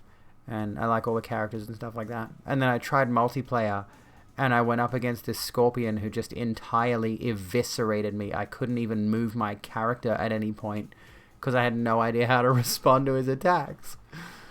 Oh, it was a whole thing. Whole endeavor. Kind of wish that PvE games can give you AI squad mates for the starting campaign before progressing to matchmaking. I mean, that's an idea too. Oh. I keep yawning. Oh my gosh, that's not very poggers. It's a community that you have to want to be a part of. Yeah. Do you crash hard after an energy drink? Yeah, I think I do actually, and I think I'm only starting to realize that recently. Like, yeah, wow. If I have one in the middle of the day, by the time I start stream, I need to have another double shot coffee or something. Yeah, I've always crashed hard after energy drinks, but like I refuse to really acknowledge that. I am And staunchly against naps. I'm a cranky toddler. It's like I should have a nap, but I don't wanna. oh yeah, the one good thing about lockdown is I've really gotten back into my naps Oh, good. because like the time I would spend like coming home from work, I just spend napping instead. That And I'll sounds admit really it's been fantastic for my sleep schedule. good. Like my sleep debt has been fantastic recently. Awesome. I might have to get back into them myself. But the thing that I worry about is like, and this is what I worry about playing video games. This is what I worry about watching YouTube videos. This is what I worry about watching TV shows, movies, anything. Is like I have this real complex about doing anything that's relaxing for me. Because I think to myself, oh fuck, I've spent 2 hours doing that. And now I haven't been productive for that 2 hours. And I have... Yeah, I'm like, I hate that so much. talking to the woman who started streaming just so she could have an excuse to play video games. That's what I did. Yeah, I literally just started because, look, if I stream, I can trick my brain into thinking I'm still on my hustle. Yeah, exactly. Yeah. Like, I started streaming back in 2018 because I had stopped playing video games and had gotten myself so much into that rat race mindset. And I said to myself, well, I know people who stream can make money. So obviously, if I play games, and I've always had this passion for being an entertainer. I've always wanted to be an entertainer professionally. So I said to myself, if I can turn this into a thing, I can justify it. I can justify playing video games. If people give me money, it'd be playing games for a living instead of just being a lazy slob on the couch playing video games. To my mind, it made sense. It doesn't. And a lot of people, I think, have that mindset. They'll start streaming because they know you can get subs and bits and things of that nature. You can put a donate button up or whatever. Honestly, it absolutely kills me whenever I see a 12-follower account on this platform that has no display picture, no profile, and a donate button in their panel. And I'm like, please, come on, put a little bit of effort in. Yeah, okay, I actually have the same issue with really amateur voice actors. Oh, yeah. Because I don't know if you know, I work in an animation studio. I did not know that actually. Yeah, I do.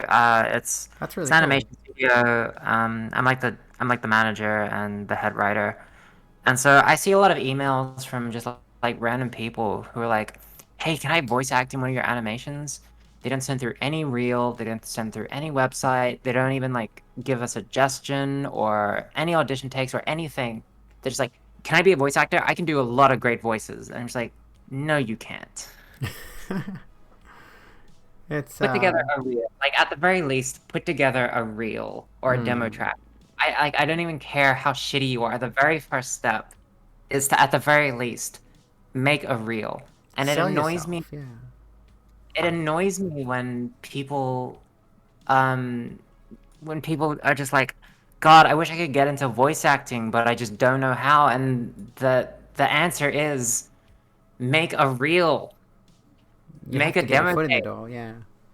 You have to have something at all before you can do anything. Like the voice actors that I work with, they worked for years to like get to where they are now. And I'll admit, like working with me is not the highest you can get in the industry.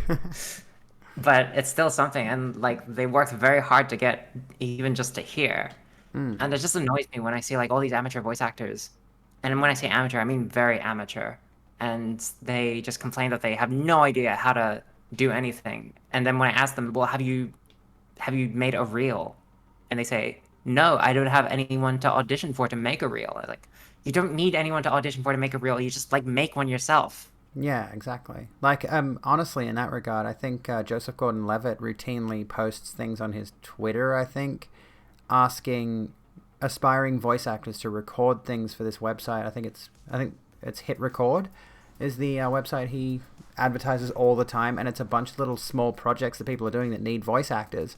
And you don't have to be a pro, you just need to submit the thing. So just read the line, read the little paragraph, whatever it is, submit that, and they could just easily save those files and put together a voice acting reel from those. And Yeah, they don't even want to put in that effort. Yeah, that is literally where I started as well. Like with my voice acting stuff, which is Which I should go doing. and do. Yeah, like there's tons of sites out there. Like if anyone's listening and actually does want to do voice acting, there's tons of great sites out there. You can look them up. A very basic one is called Casting Call Club. I think I've heard of that one, yeah. Yeah, there's like tons of like free auditions you can do there. It's very easy to build up a portfolio, and like make connections, get on Discords,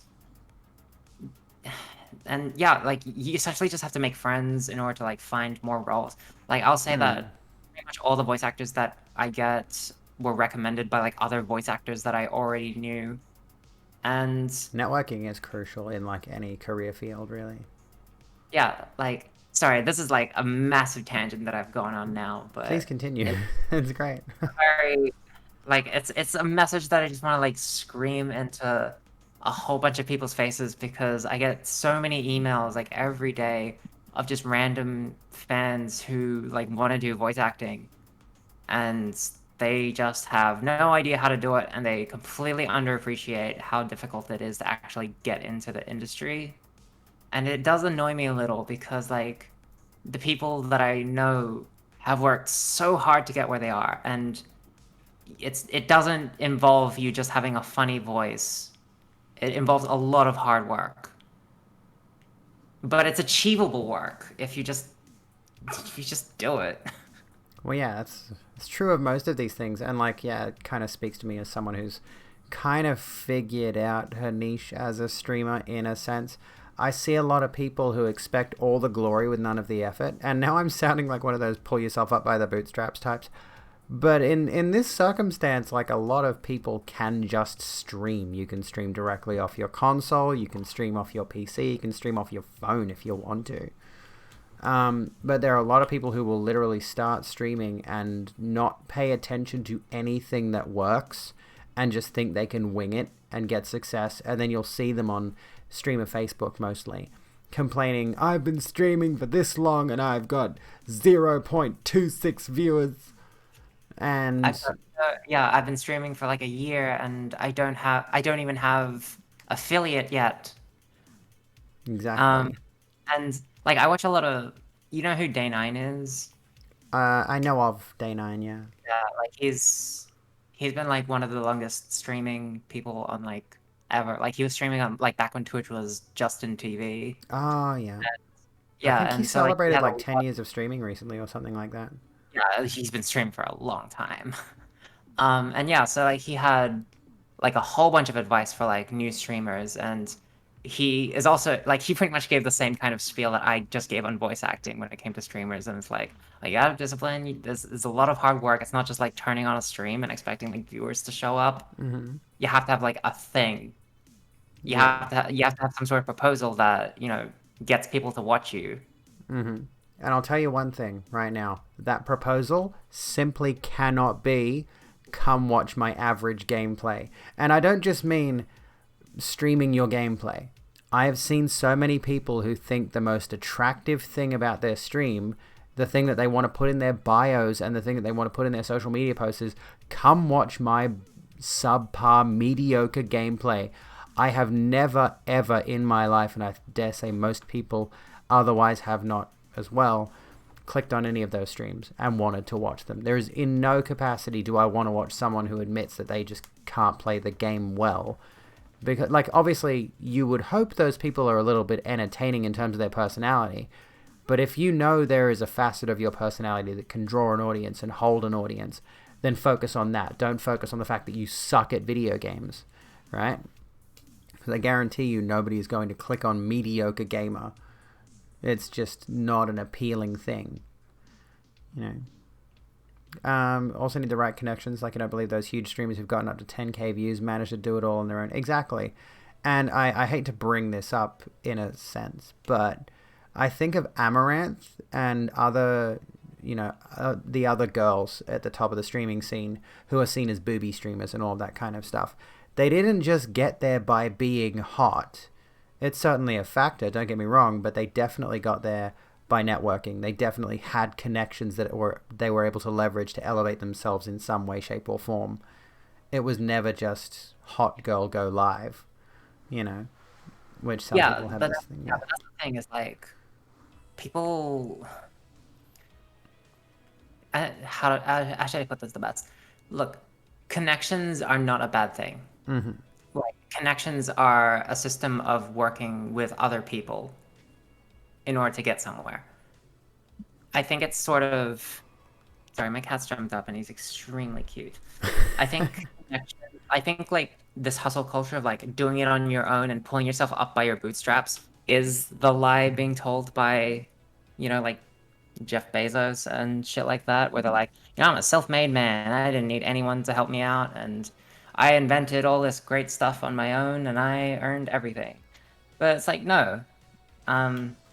You needed help from, whether investors or people like giving you money or, letting you work in their garage in order to get where you wanted. Or, in the case of Bill Gates, having a mother who worked for the CIA. True. No billionaire is self-made. True. That's a very good point. Exactly. So connections are useful, and it's a natural thing to use connections to get where you want. Like, I'll fully admit, I made an affiliate relatively quickly, and I did it mostly because I have a large Twitter following. Yeah, that's another thing. Like, some people will join Twitch after, like, and this is another thing with regards to the booby streamers argument, right? A new girl will show up on Twitch every now and again, and she'll already have hundreds of followers, and people are like, see, this is what I mean, girls could just start streaming and they'll get heaps of viewers just because they're hot. And then you click on their Instagram and they've got like 12,000 followers. Like, they're not unknown people. Like, that's the thing, is you can leverage an existing following to grow your viewer base on Twitch, which can lead to, of course, subs and bits and affiliate and partner and all these kinds of things. Yeah, and yelling at all the booby streamers is a real confirmation bias, because if you really look at like the bottom of Twitch, there are like thousands of like one viewer booby streamers out there. Oh, there are. Like, I'm reminded of a girl who... Yeah. I'm reminded specifically of a girl who I don't know if she streams anymore. She kind of disappeared from social media. Honestly, I hate to use the number system. I really do. But I'm just going to say it right now. A solid... as close to a 10 as you can get. she was struggling around affiliate numbers for as long as I knew she was streaming. She was like anywhere between 3 and 5 viewers every stream. And she wasn't boring. She wasn't uninteresting. She just didn't really know how to network. Didn't really know how to market herself. Yeah, gorgeous woman, but couldn't really retain much of an audience because she, like, it just like that whole argument against of someone's attractiveness being able to determine if they can have a following or viewership on this platform falls apart once you say, look at all these ones that haven't made it. You know, it doesn't really work. Could get affiliate in a month if you wanted. For some reason you have like 50 followers, you just need to convince people to show up as you stream the requisite time. Well, yeah. And that's another thing. You've got to find quality followers as well. You want those 50 followers to be people who actually want to watch your stream.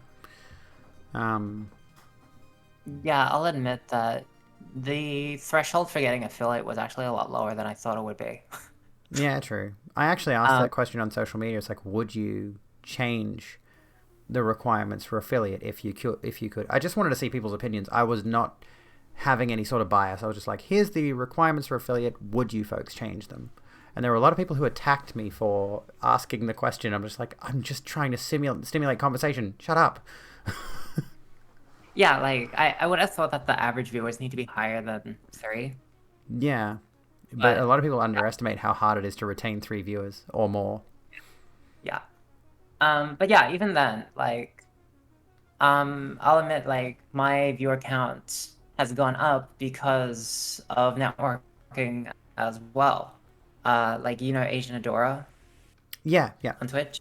Yeah, like, because I know her from TikTok, like, we're TikTok mutuals. Mm-hmm. You know, so when I talk to her on Twitch, she raids me, I raid her, and we share our audience, and we both grew from that. That's mutual aid, baby. True. But I gotta no, network for more real, on like, TikTok on that note. I've got no idea what I'm doing on TikTok. I'm a disaster piece over there. the weird thing is, like, my social medias are so disconnected from each other. Like, my Twitter is all like weird shit posts and complaining about my daily life, while my Twitch is just like a really chill like Stardew Valley and reading meme stream, and my TikTok is just filled with like voice acting skits. Like, none of them have anything to do with each other or being on brand.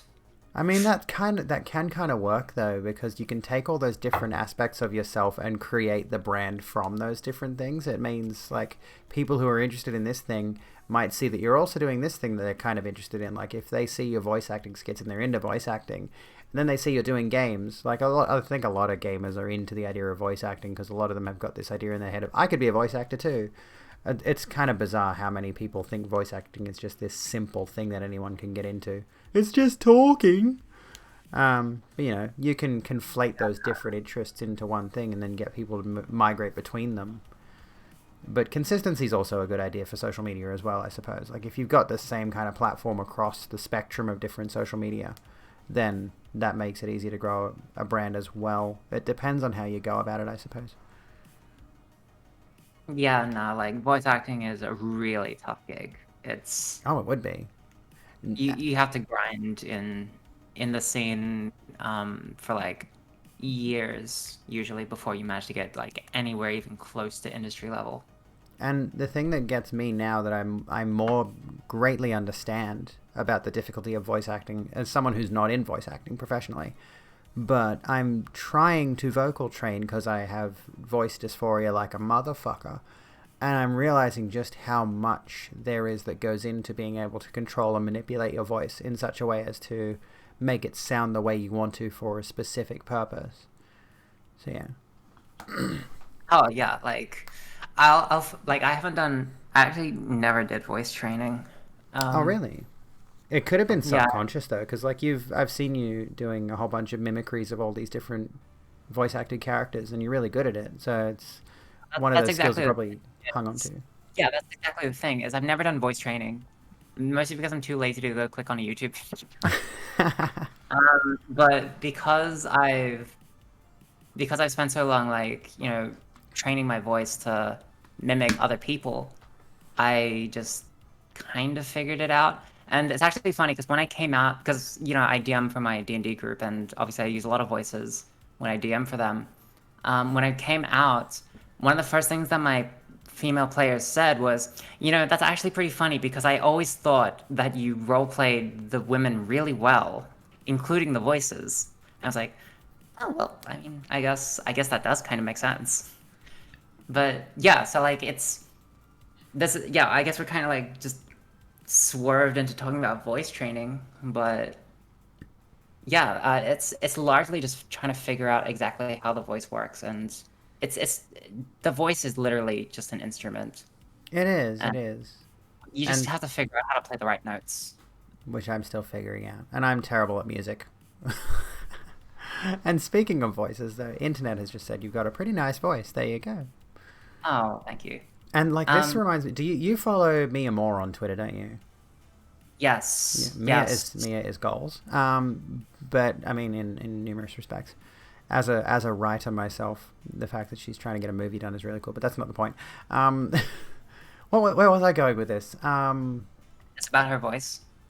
Yeah, I do love her voice actually. The few times I've heard it. Yeah, she actually has a really great voice, but I know she's been very public about like having very bad voice dysphoria, Oh yeah, which that's what I was going to get at. Is like a lot of people have said to her, not just about her voice, but about her presentation as well. It's like you look very feminine, you sound very feminine, or like you really, like you pass in almost every respect. And I personally, from the outside looking in, I can say that unequivocally. She definitely does. And a lot of people have said the same kind of things about me, but internally, because I think we're just constantly struggling with dysphoria no matter what we do. People have said I've got a very nice feminine sounding voice. I look really womanly, and all of these different things that are really great to hear, but they still don't alleviate the dysphoria, which is hard to describe to someone who doesn't get it. I've noticed. It's hard to explain what dysphoria feels like to someone who doesn't have it.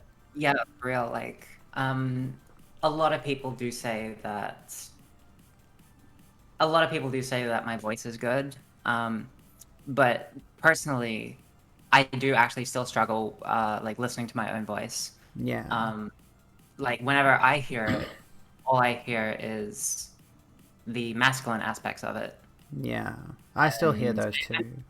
yeah, and I'm still very subconscious about using it in public. Like when I'm ordering anything, I become a mime. I'm just like pointing at things. It feels like when I went to Japan and I had to just like point at things to order them. I just try to use my voice as like little as possible Yeah. because yeah, I do still feel very self-conscious about my voice, and even though a lot of people tell me that my voice is actually pretty good. It's Um, so tricky because I think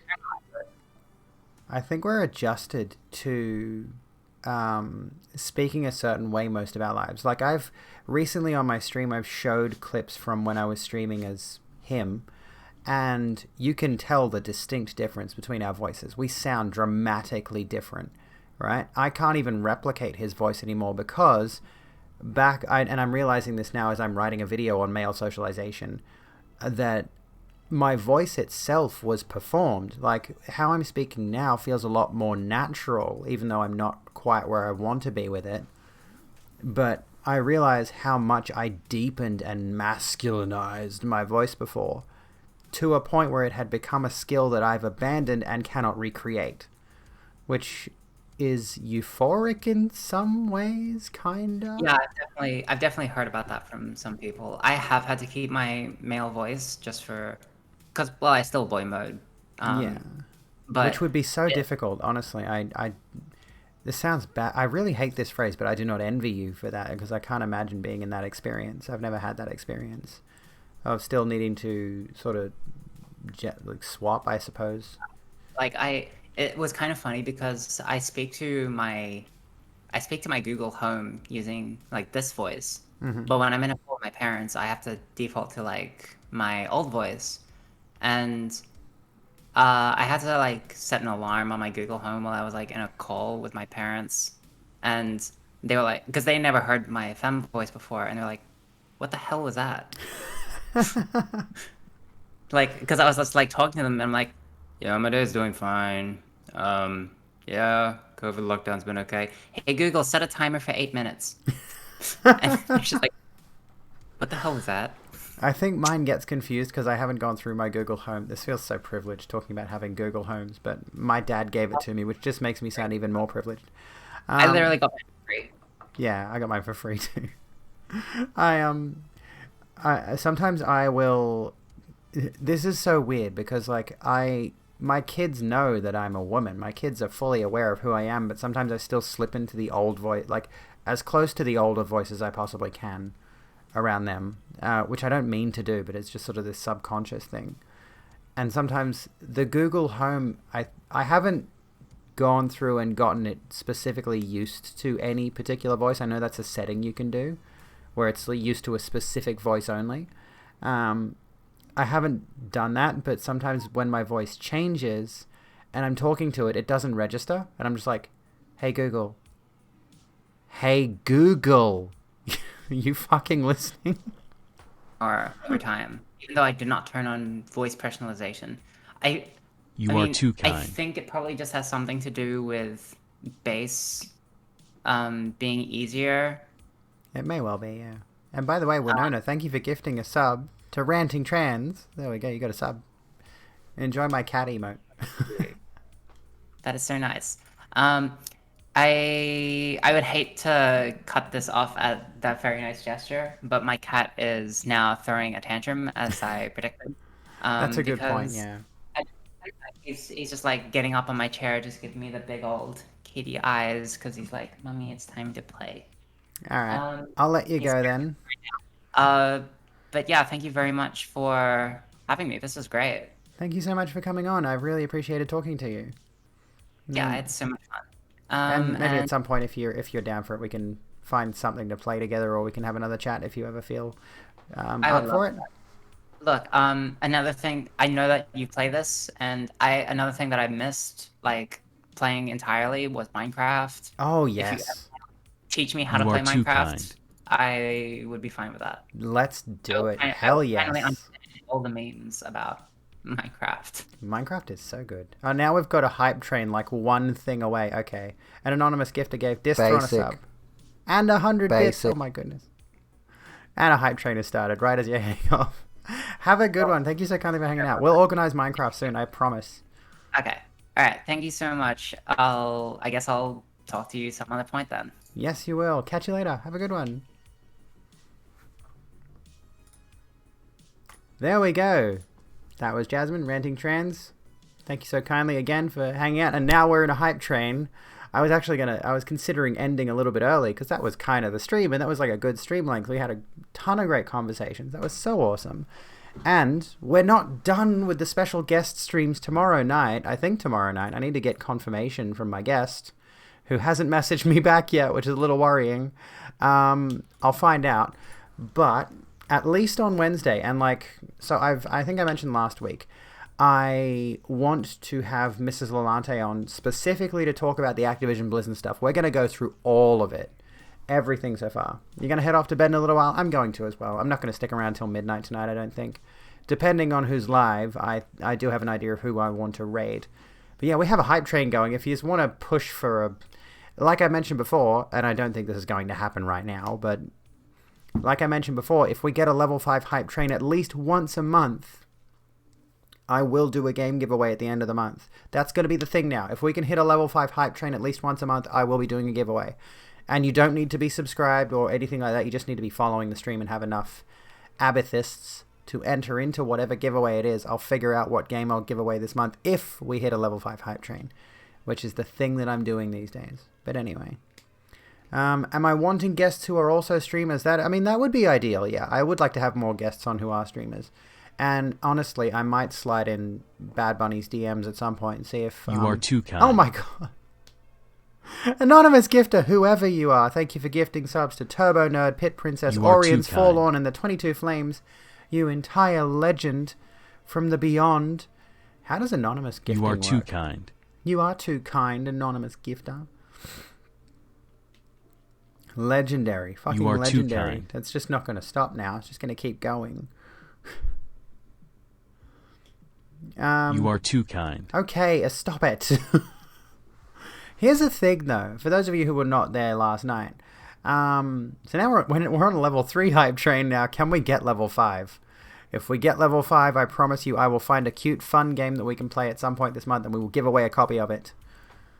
I'm really glad that we discovered Death's Door, because that was so much fun. I'd love to recontinue that this Friday. But for those of you who missed it, I might as well talk about this. Last night, in my Discord server, I did something a little bit unique, and I loaded up Dark Souls 3 and did a little bit of a Greatsword run.